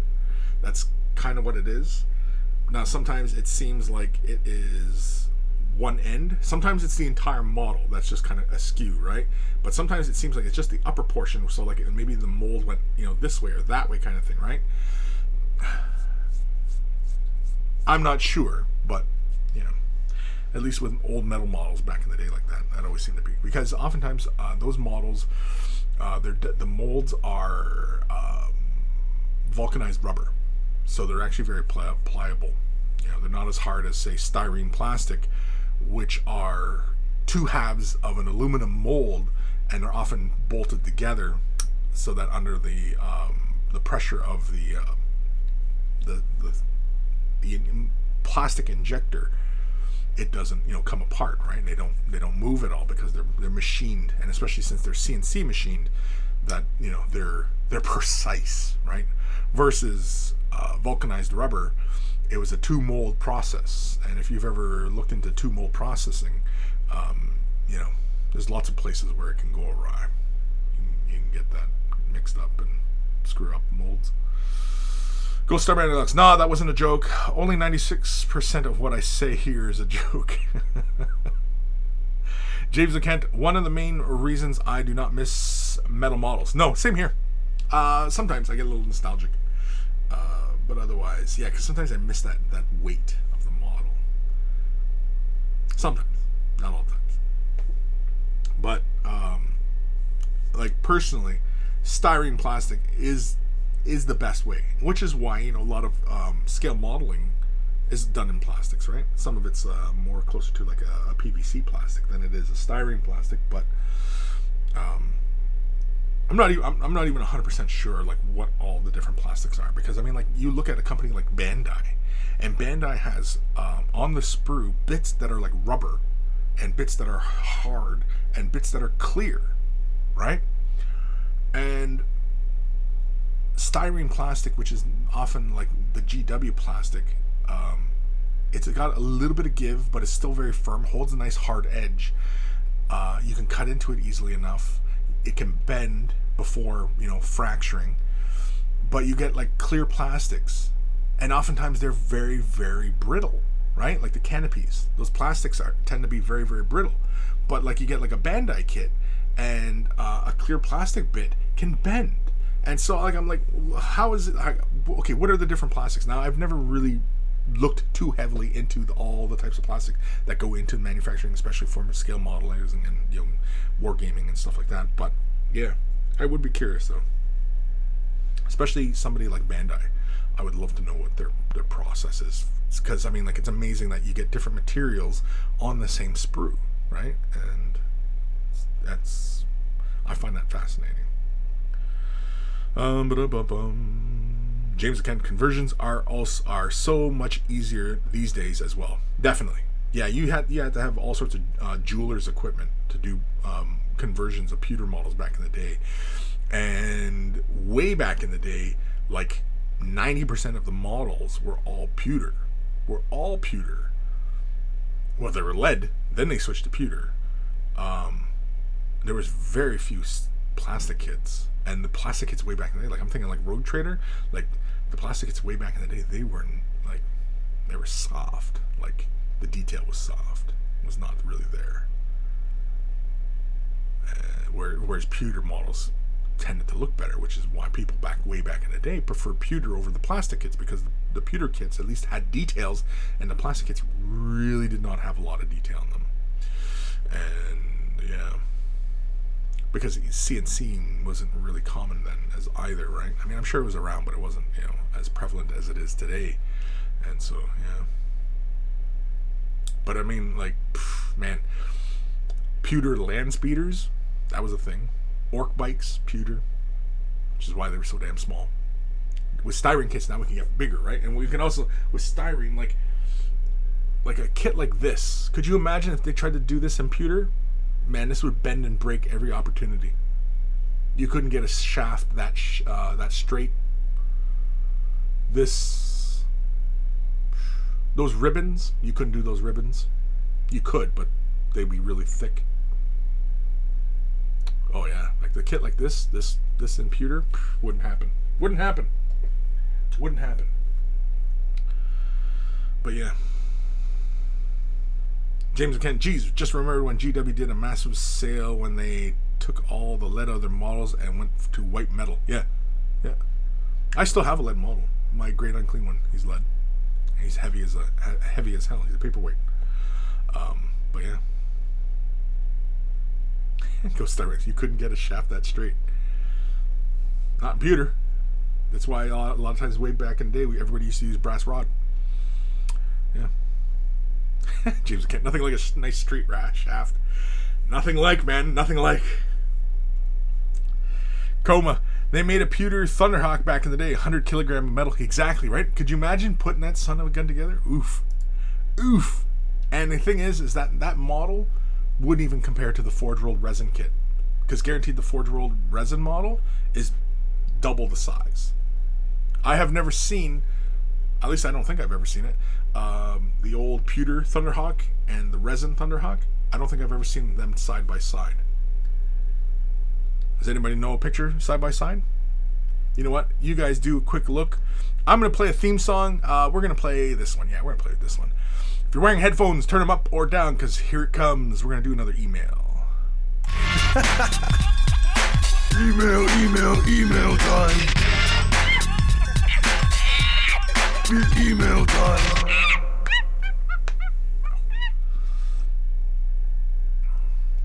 Cracking my knuckles. I think I hurt myself. This one is from our good buddy. Who is it from? Oh, this is Heretic Scott. Jesus. Howdy, Kris. Here's my first attempt at a 40k vehicle. I think some practice with scale models in the past has helped. The main Tesla Destructor was based with gloss primer, which really helped the metallic shine. The cannon is also meant to look like alien metal, so hopefully the pics show all the different colors, tints I've put on it. Weathering was mostly done through stippling and a good old sponge. As for the red-brown transition, that was all done with airbrush. As I'm going for a mercenary look, I thought it was fitting theme and was slightly inspired by Jabba's sail barge. You might also notice the pilots in the seats. I used your idea of contrast over metals, which created a nice tempered effect with Volpus pink and Talisar blue. Cheers, Heretic Scott. And so let's have a look. Ooh, look at that. Let me change. There we go. Little Necroni dude grabbing for something. I don't know. It looks like he dropped a contact lens or something. He's like, oh, hold on. I dropped my contact lens. Oh, I like the gun barrel. I like that. That's cool.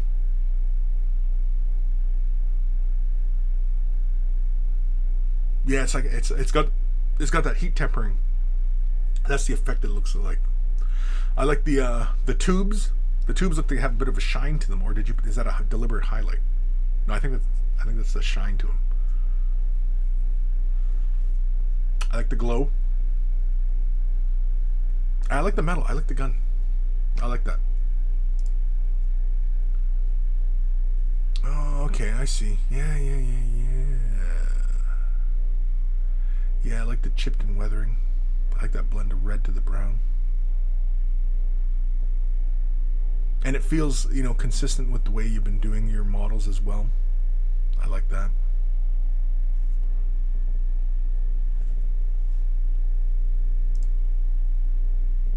I like the riders. That's cool.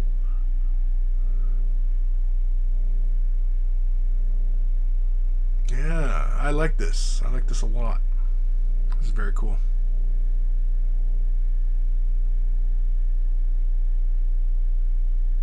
I don't think I have anything that I would say like do this or that or anything like that. I think, I think for your color scheme and what you've been doing and creating a cohesive force, all I'm going to say is just keep going. These look really great. A lot of fun. I like how the warriors or the pilots have a different look to the rest of the ship. They feel like they just got the job. It's their first day, and they're diligently working. Especially Buddy on the right. He's like, oh shit, I forgot to carry the one.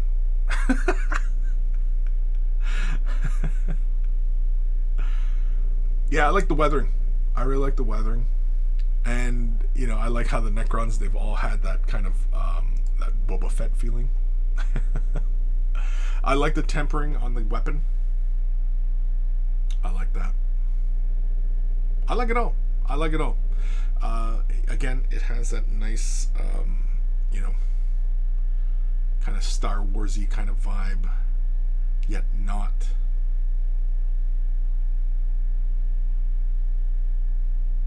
I like it. It's just some fun painting, and it looks good. It looks good. I enjoy it. I look forward to more. I look forward to more. Send more. Send more now. No, not right now. I'm just kidding. Oh man, we're already 7 minutes OT. Oh jeez. Oh jeez. Any quick comments here? Heretic Scott, the tubes were just varnished. Okay. Ghost Starman, loving the paint job, by the way. Yeah, I like it too. Heretic Scott, the Necron on the ground is semi-deceased. Semi-deceased? Semi-deceased? Is that a term? I was laughing at my son yesterday because we were talking about Relic, and we were talking about the little painted sculpts because I put out that review video yesterday about Relic, the board game, which essentially is 40k Talisman for anybody who's not in the know. Really looking forward to playing it because we're big fans of Talisman around here, and because it's a family game kind of thing, right? So anyway, looking at the sculpts, really enjoy them, and we were talking about how the Psyker is probably his favorite one because it's well painted, it looks the part, and it has that really kick-ass clear plastic vibe going on with the psychic energy. And he says, yeah, and he looks like he's psychicking. I said, so he's a psyker or a psychicking. And then I was like, wait, is that the right term? My wife was like looking at us like we're completely cracked. I was like, no, because a psyker, he's psychicking. Is that the past tense of using your psychic powers? Because he was psychicking. And I was like, no, that can't be right. Does a psyker psychic? And what was the past tense? Psychicking? He was psychicking.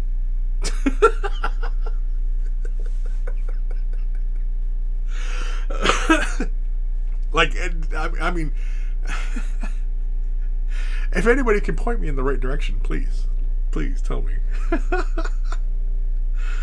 A psyker psychicking, right? He was using his psychic ability. He was psychicking. All right, let's do. Oh wait, Heretic Scott. I have one unit of Necrons left to paint. Almost finished them, and then moving on to a new army. Cool. When you finish your Necron project, get us a nice big shot of everybody, and then give us your faves. If we're making requests, I want to see a nice big shot, especially if you can do it like on a battle top, like they're in on the battlefield kind of thing. If you can't, then whatever. Not gonna help a guy out, whatever. Just to sound like a complete douche. Alrighty, this is the last email we're gonna tackle today, and this is from our good buddy Sophie Wow. My latest project finished. I think my painting has improved. Any feedback would be appreciated.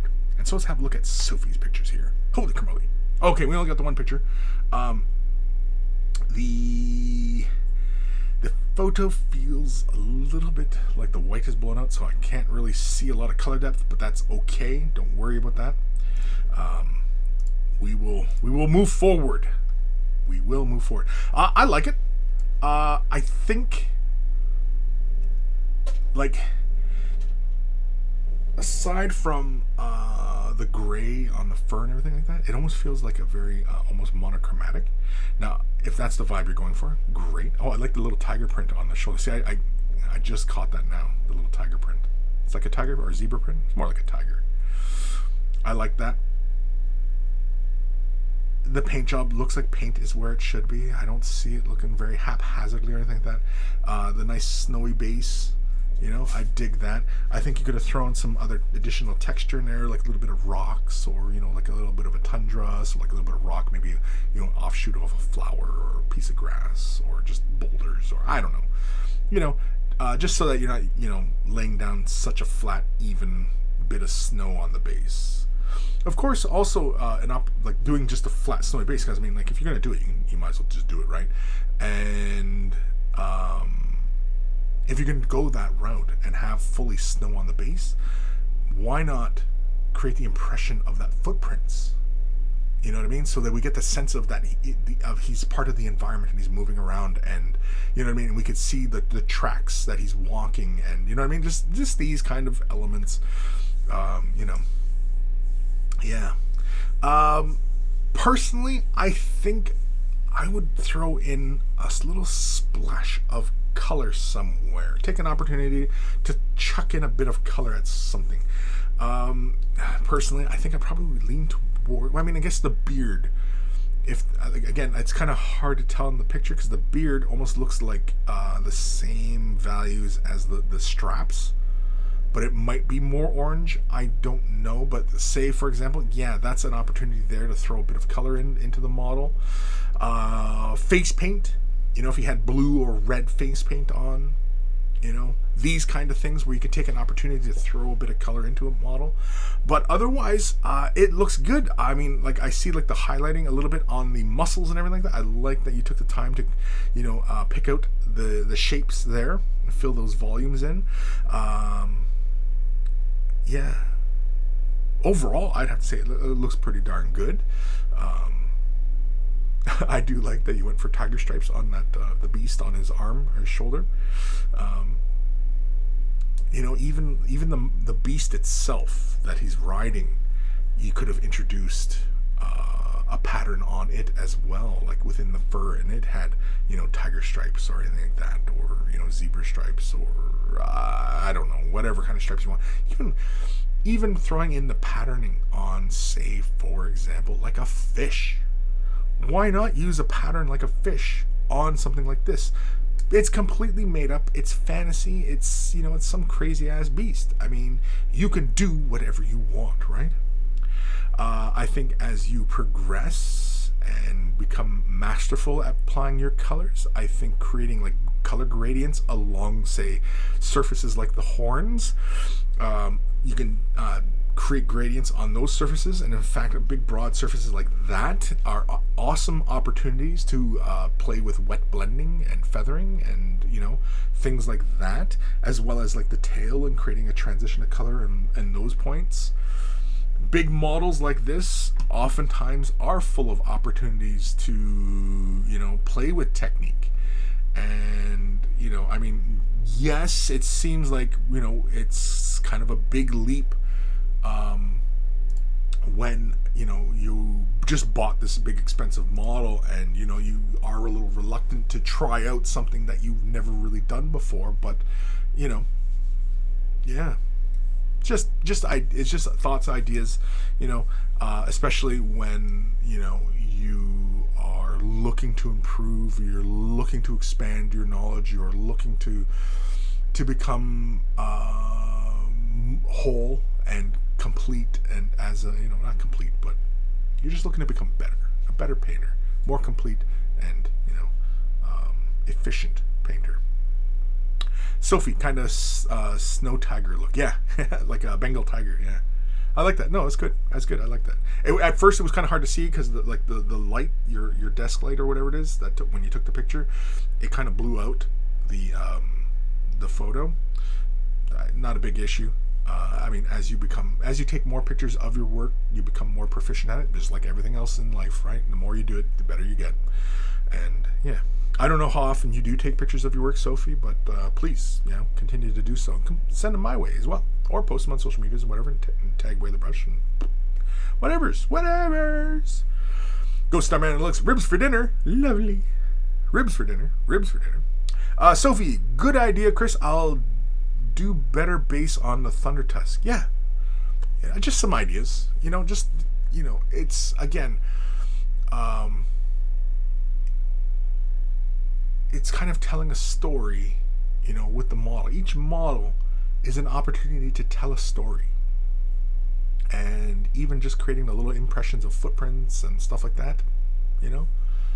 Or if you don't feel like doing that, you know, you can throw in like little boulders, rocks, maybe tuft of grass. You know what I mean? Look at references of tundra and of really northern climates, and it'll give you an idea, because that's where I'm pretty sure that's the kind of land they're supposed to occupy, right? Is like the northern wastelands. Or I guess now, what is, I don't know what the lore is now for them, but yeah, I think you know what I mean. Pixel Hobo coleslaw is done, by the way, on the 4th gin and tonic. Hee. It's been a while since I usually, whenever I have it, I usually go with Bombay. I like Bombay.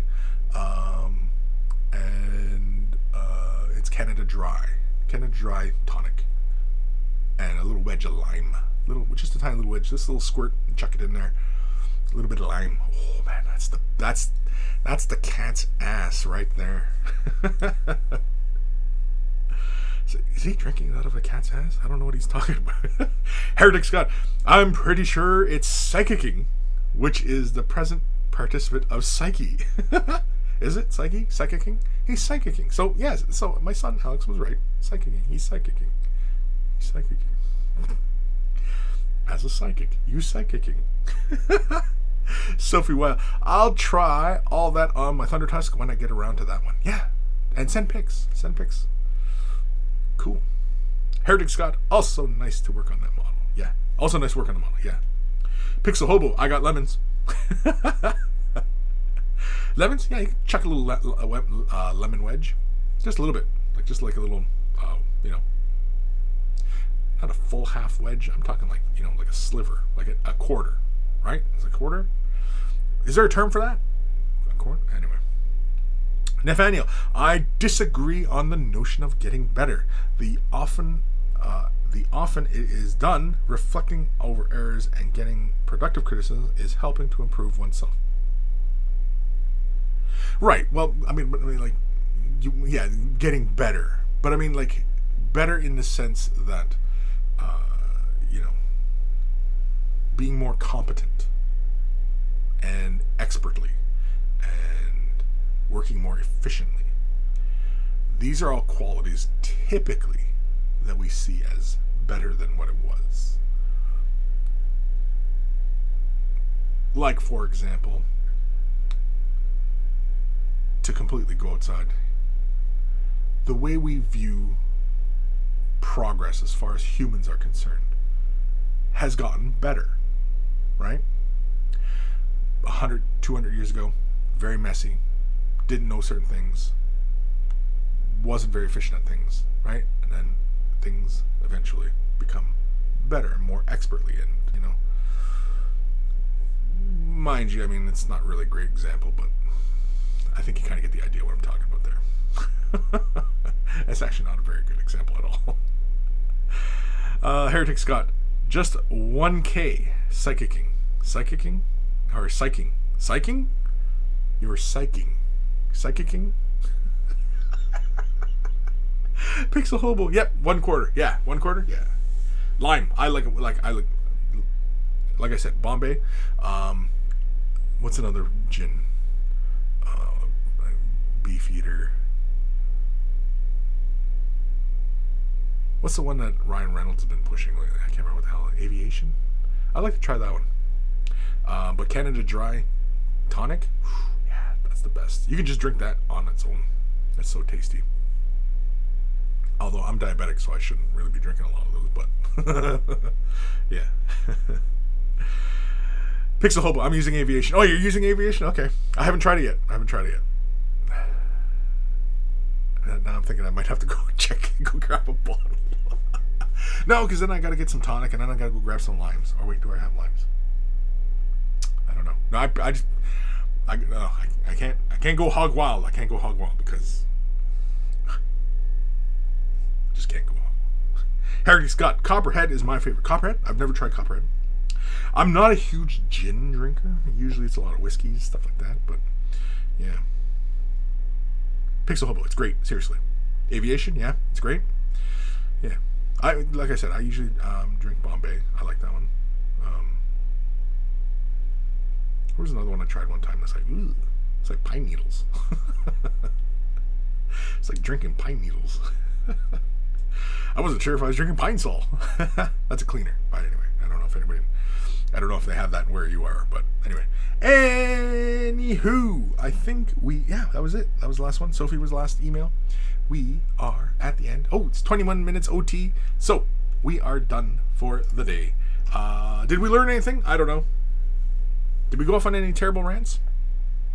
I don't think so. Nothing too serious. Oh, we're just talking about art.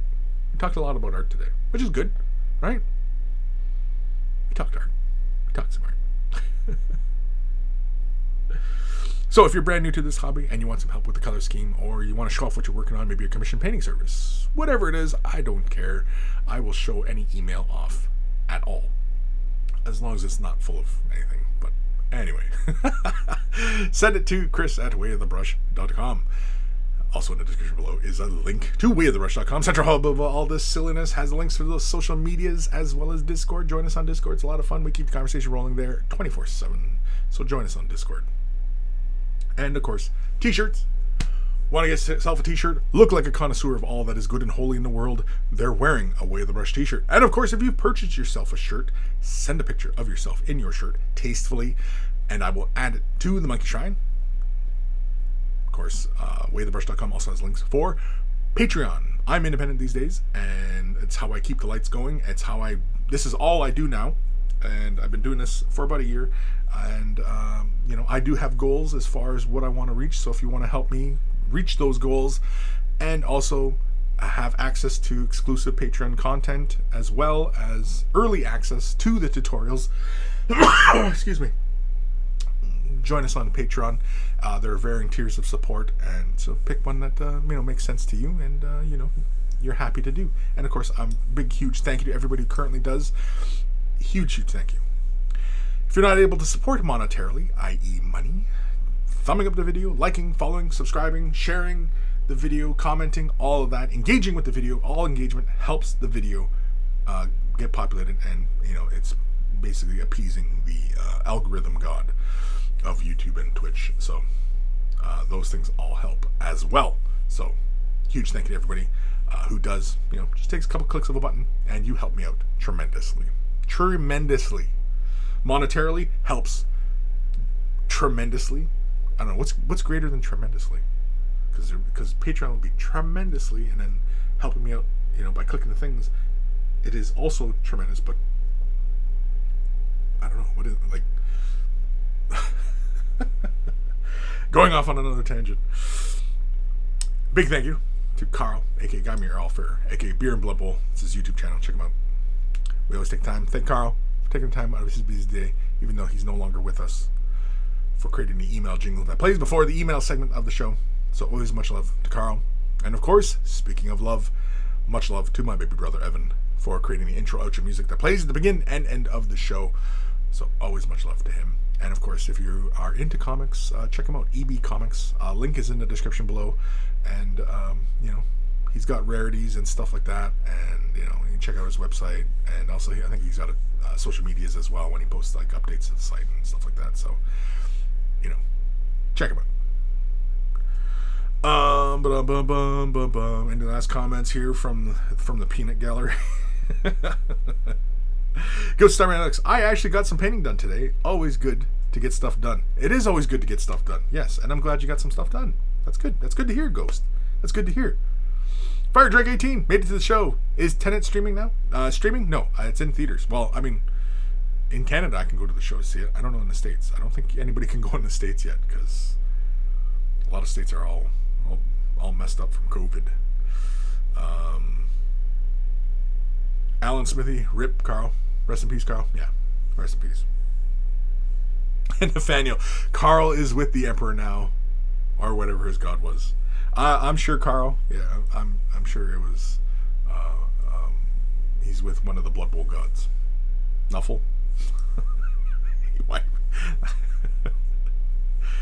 He might be having a thing or two with Nuffle. Oh man.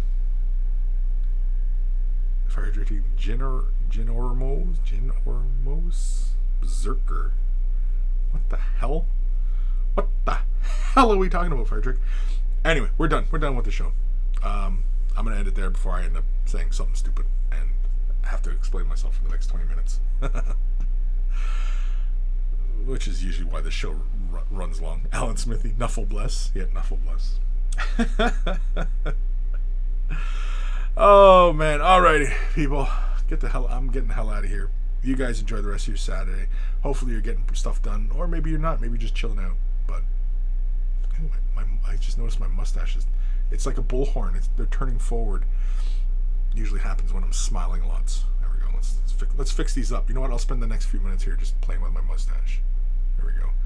I wonder, does my mustache make sounds? I should bring the mic up close and see if my mustache makes sounds. If it's like playing, the bow of a violin or something, you just... Anyway.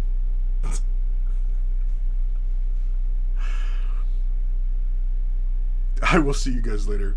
Go hug a loved one. Help an old lady cross the street.